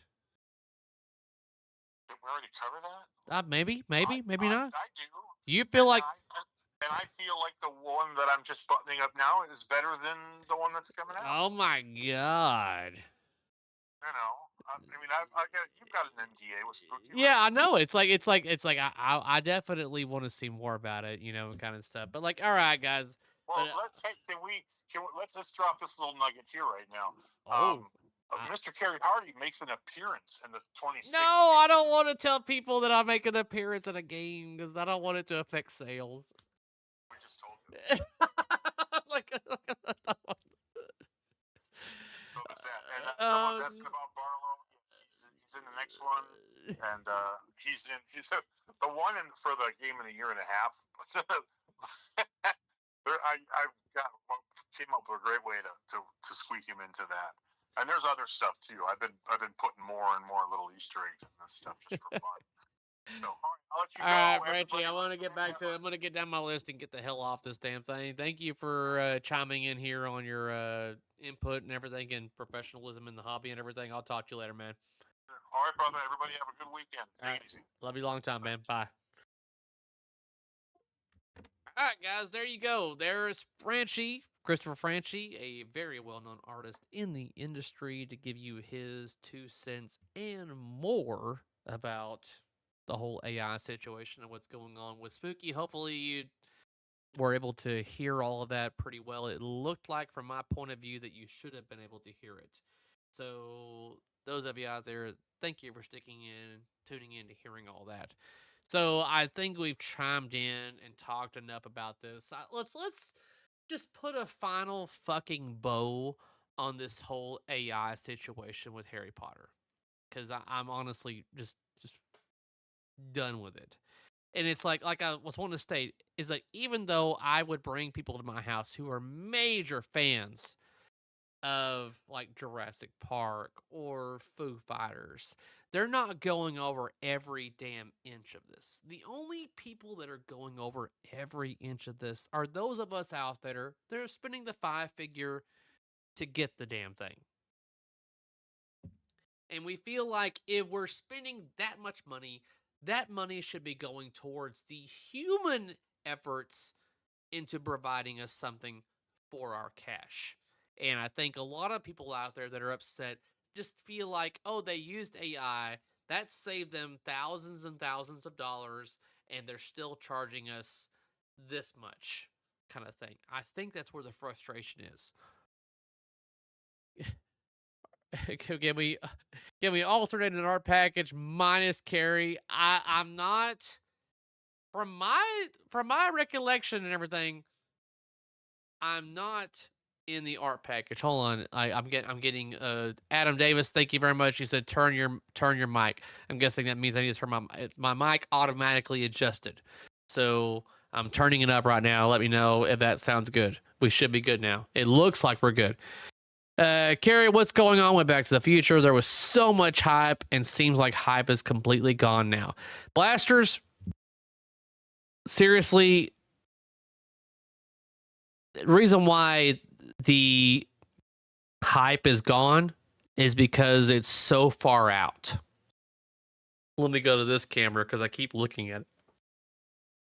The hype is gone because it's so far out. And I feel like, and I said this years ago, that if anybody made Back to the Future, I don't feel like it would ever, anybody would live up to my expectations of it. And so I feel like as of knowing a lot about what's going on in the industry, Back to the Future, just make the game, hopefully make it to where those of us that are major fans of it, like myself, appreciate it and want to add it to our collection. But do not, by all means, be waiting for this game. Enjoy many other options in the hobby in the time being. And maybe this time next year, sell something or whatever to get what potentially is in the works. Are we going to talk giveaway? Adam's asking about it. Okay, yes, we will eventually get there. I'm going to start going down my list that I've got right here. Hold on. Where do we leave off? We were on the AI debacle. Okay, let's talk about real quick Turner Pinball. Look, I reached out to not everybody, because some of the things that I know that are just too far out for them to give us an update on the things. But in regards to Turner Pinball, we've got a major code update coming for Ninja Eclipse coming soon. And in regards to Ninja Eclipse in general, they have built all of the Ninja Eclipse games. Those are done. Parts are coming in for Merlin's Arcade, and they are building Merlin's Arcade in the summer. I plan to visit this is the alcohol. I plan on visiting Turner Pinball probably in August when we start seeing Merlin's Arcade going into boxes. And we'll do another tour/live Q&A with Chris over there, showing off what we got going on there in August. Giveaway. Oh, gimme. All right, so moving on from Turner Pinball right there, we got, like I said, big update coming for Ninja Eclipse. Merlin's Arcade is coming in summer, probably August. So look for that. Barrels of Fun, we've gotten the Dune stream. Effing Out did a stream recently. I think it seemed like everybody was enjoying the gameplay going on there. DPX, 25 games are headed to the USA. Toppers are coming later. It seems like if one shoe drops, the other shoe is eventually going to drop in regards to what's going on over there at DPX. It's like, all right, cool, sweet. We worked out the cabinet issue. We got that resolved. And then the people that are making the topper go belly up. And it's like, okay, now we have to find somebody else to make our topper for us. So it's like they're having to figure all this out. Well, meanwhile, they have the whole, if you don't have your game by January 1st of 2026, you can get your deposit back. Just hanging over their head. So it seems like at this point in time, they are still building Alice games. They've got at least 25 games ready to ship to the USA. I am going to assume that they are still building these games, and the toppers are supposedly coming later on down the road. I just don't see them just twiddling their thumbs going, well, we don't have the topper, or well, we don't have this, let's just stop building. Even if there was a part that was very important, I feel like they're going to continue building everything else around it so they have a whole bunch ready to go. But from what I'm told, we've got at least 25 games headed to the USA within the next week and a half.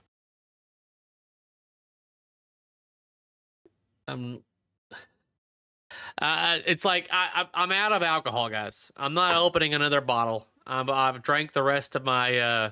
Well, no, I've got a little bit right there. Let's finish this shit off.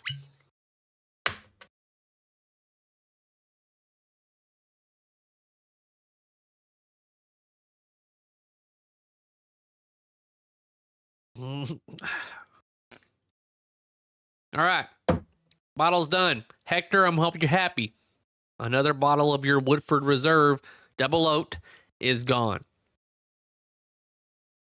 All right, let's move on to the last couple of items. One, this is really short, and then we're going to end the stream here. Okay, so look, American Pinball. Everyone's wondering what the hell is going on with Cuphead. When are we going to see Cuphead? The original plan was June. They were planning June. The license holders for Cuphead are big pinball fans. They are very well aware. They're probably some of the individuals that are bitching about the AI in Harry Potter right now. The people that own the rights to Cuphead are pinball fanatics. Matter of fact, for those of you that own Cuphead, feel free to reach out to me. I would love to have an interview session with you on this channel, and I'm sure a lot of people would love to hear back in regards to your game that is supposed to release here in the next month or two. That's where we're at. American Pinball's next best game, in my opinion, because I've played it, is supposed to be next month, July. Not confirmed, not guaranteed, but that's the latest I've got. All right. Let's see here. Where are we at on chat?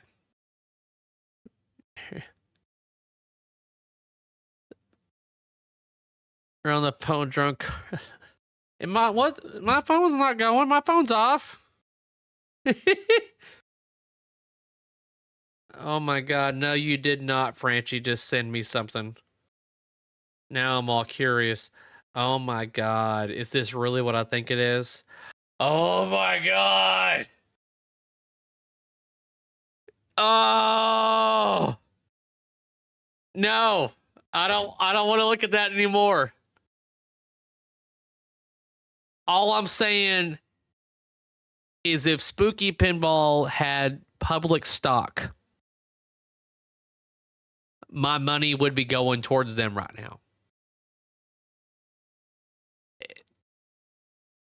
I didn't even like scrutinize what I just saw. But holy shit. From the things that I have seen, guys, and the word is basically, yeah, we aren't fucking around. These are the things that and it's not the language.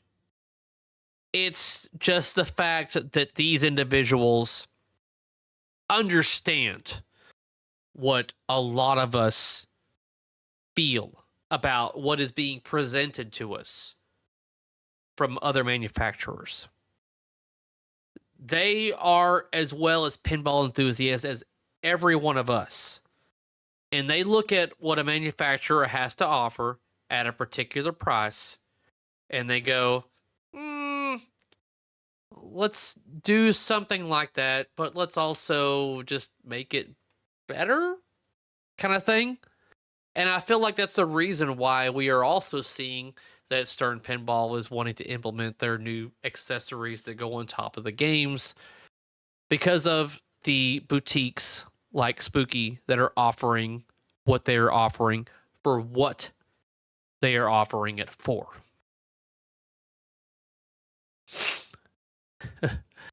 Never played Cuphead in an arcade or anything, so not really excited.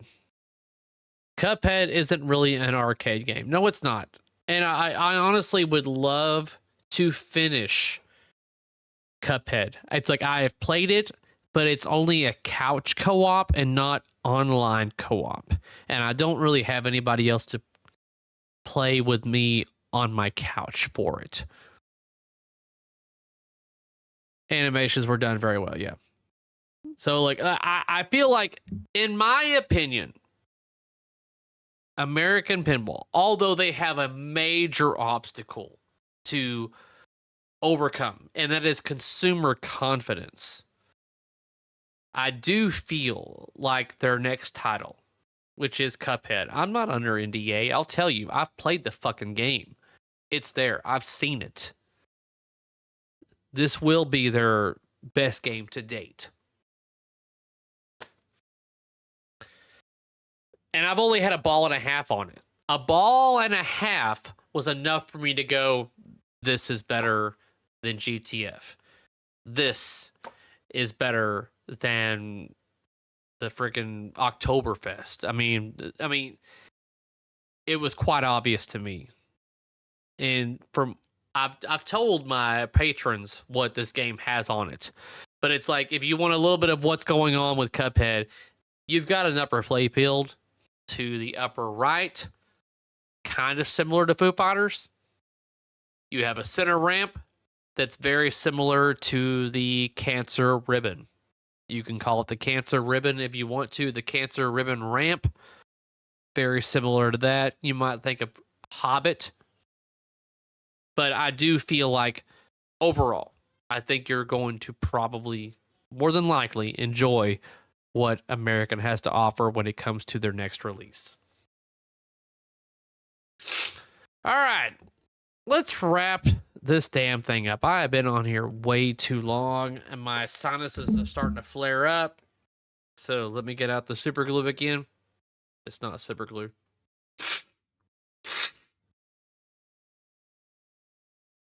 Because I also have to pee really bad. All right, look, guys. When it comes to the King Kong giveaway, now I have to specify certain language and certain words due to the fact that I know there's those of you out there that would love more than anything to try to, I don't know, get me in trouble, whether it be with the law or whether it be with Patreon or whatever. So it's like, okay, I get you. You're going to try to do what you're going to do, but I'm going to sidestep a lot of that shit. So what's going to happen with King Kong? I have got an artist well known in the industry creating a shirt, and that shirt will be to those that are involved in the upcoming King Kong giveaway.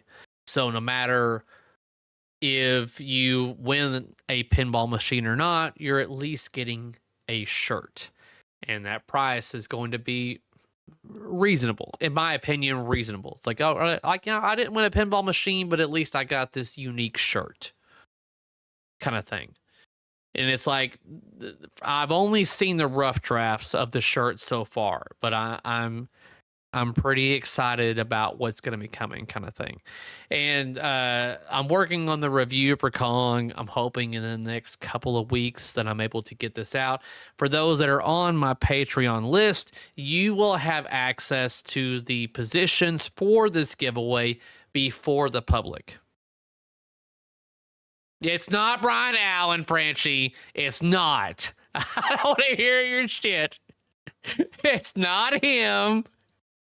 But it's another artist. I'm not going to interrupt what you got going on with Spooky and everything. And although eventually maybe Frenchie will do something for me in the future to where I'm going to open up to everybody in the public.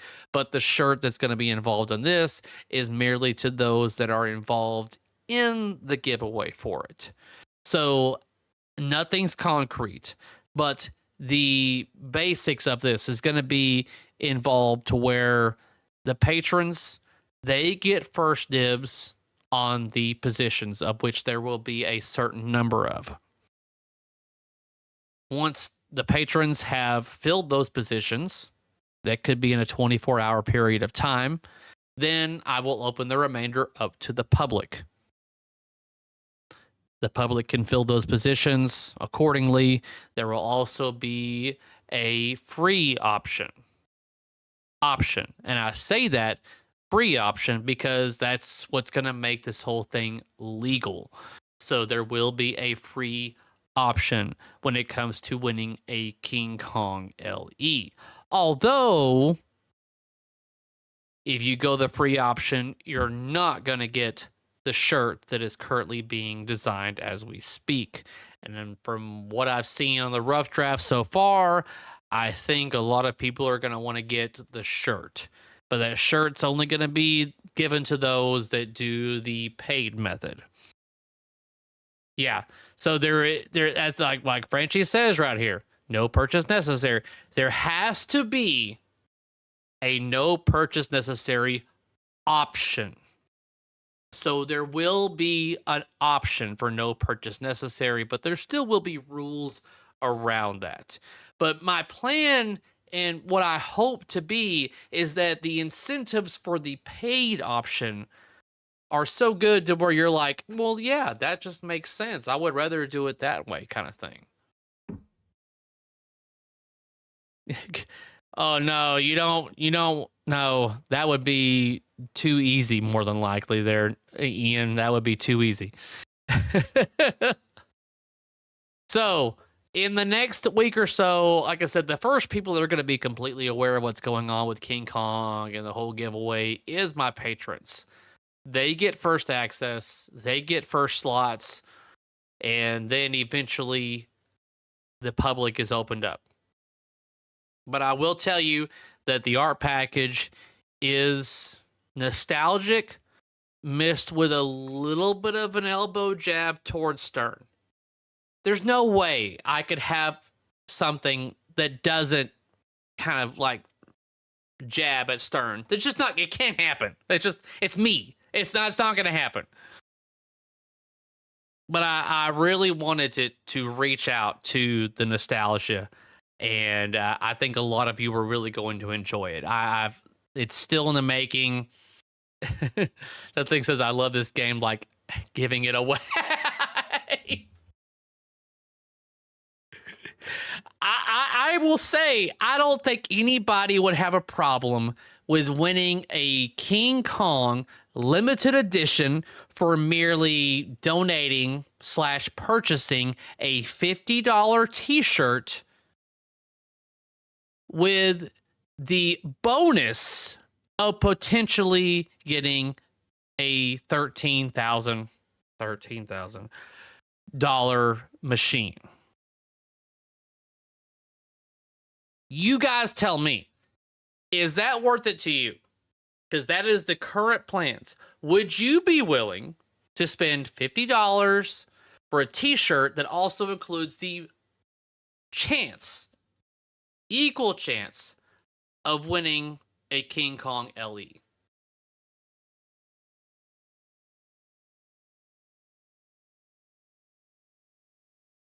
And there's no limit to how many tickets you can buy. There is a limit to how many t-shirts there are, though. So the first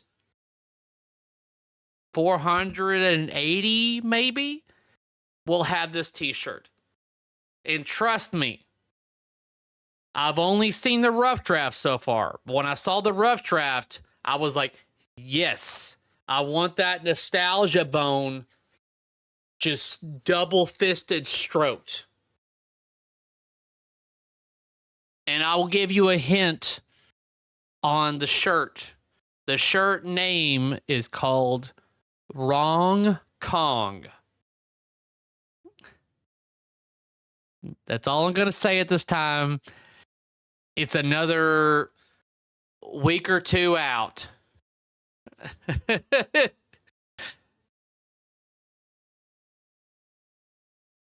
But yeah, t-shirt entry should have extra tickets. Gotta sign my t-shirt, bro. By all means, if you want me to sign a t-shirt, come to a show. The next show will be more than likely be Expo, and the show after that will be Pinball at the Beach.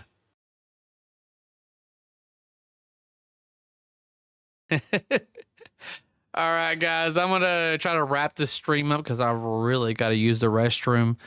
But by all means, I appreciate all of you guys that decided to join the stream tonight. It means a lot to me. Hopefully, we got a lot of information and back and forth between all of the topics at hand right now. And you think you're going to sell 500 spots at $50? I don't know. I really don't. I don't want to say for sure. This is a big experiment, guys. This is the first machine. This could be a major fail, or it could be like the beginning of something that's great for a lot of people out there that want a chance at winning something for a decent cost. But I was majorly on board with my LE members when we had this discussion, is that it's like I could go to a limited amount of, like, let's just say 69 or 70 positions, and they would spend $200 for these positions. It's like, yes, you have a higher chance, but it's like, or would I want to open it up to volume to where people, a multitude of people could chime in, and that everybody that chimes in on the paid version at least gets something? Because I'm just as cheap as a lot of you out there. I am. And so whenever the idea was prompted, like, hey, why not a t-shirt for anybody that goes in on the raffle or the giveaway. And I'm like, I love that. So I'm right there with you, fellow pinball enthusiast. I'm like, I love the idea of knowing that even though I may not win the game, it's at least I get something, but I contribute to the cause, giving the content creator, myself, the ability to move a game to somebody to enjoy it for a fraction of the cost, to bring another game in and rinse and repeat. That's the plan, is to be able to rinse and repeat this, guys. And the next game that comes in is going to be another game. Russell Gibson, thank you very much. Here's your aspirin tomorrow. Thanks for the laughs. Have a good one, Carrie. Thank you very much, Russell, for the contribution right there to the chat. And Adam's like, I would have spent 200. It's like, and you paid. So it's like, I know there are those of you out there that would have spent the $200 for the 1 in 70 or 1 in 69 chance. It's like, I could have done that, and eventually I could. But we're going to see, this is the first time. I want to see how well this goes from a volume standpoint. If the volume standpoint goes over good, transaction, shipping, all that goes over good, then maybe we can adjust accordingly. But it's like, I need to hit a bigger audience.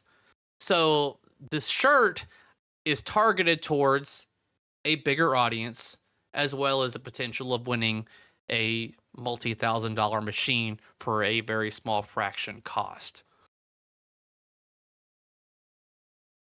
Yeah, so I do 250 at 70 entries of KK art, sports bra, and thong is included. Okay. Happy weekend, everybody. Have a good one. Carrie, I love you long time. Love you too, Franchi. All right, guys. I'm going to call this stream to an end. I'm going to take some aspirin, and then I'm going to go to bed. But before I do that, I'm going to use the restroom because my bladder is about to bust. Thank you, everybody, for joining. When the King Kong and stuff gets revealed, my patrons will obviously be the first to be in the know of that. So until next time, guys, love you long time. Have a good night. Let me see if I can close this thing out with being partially intoxicated. This might be it. All right. Bye, guys.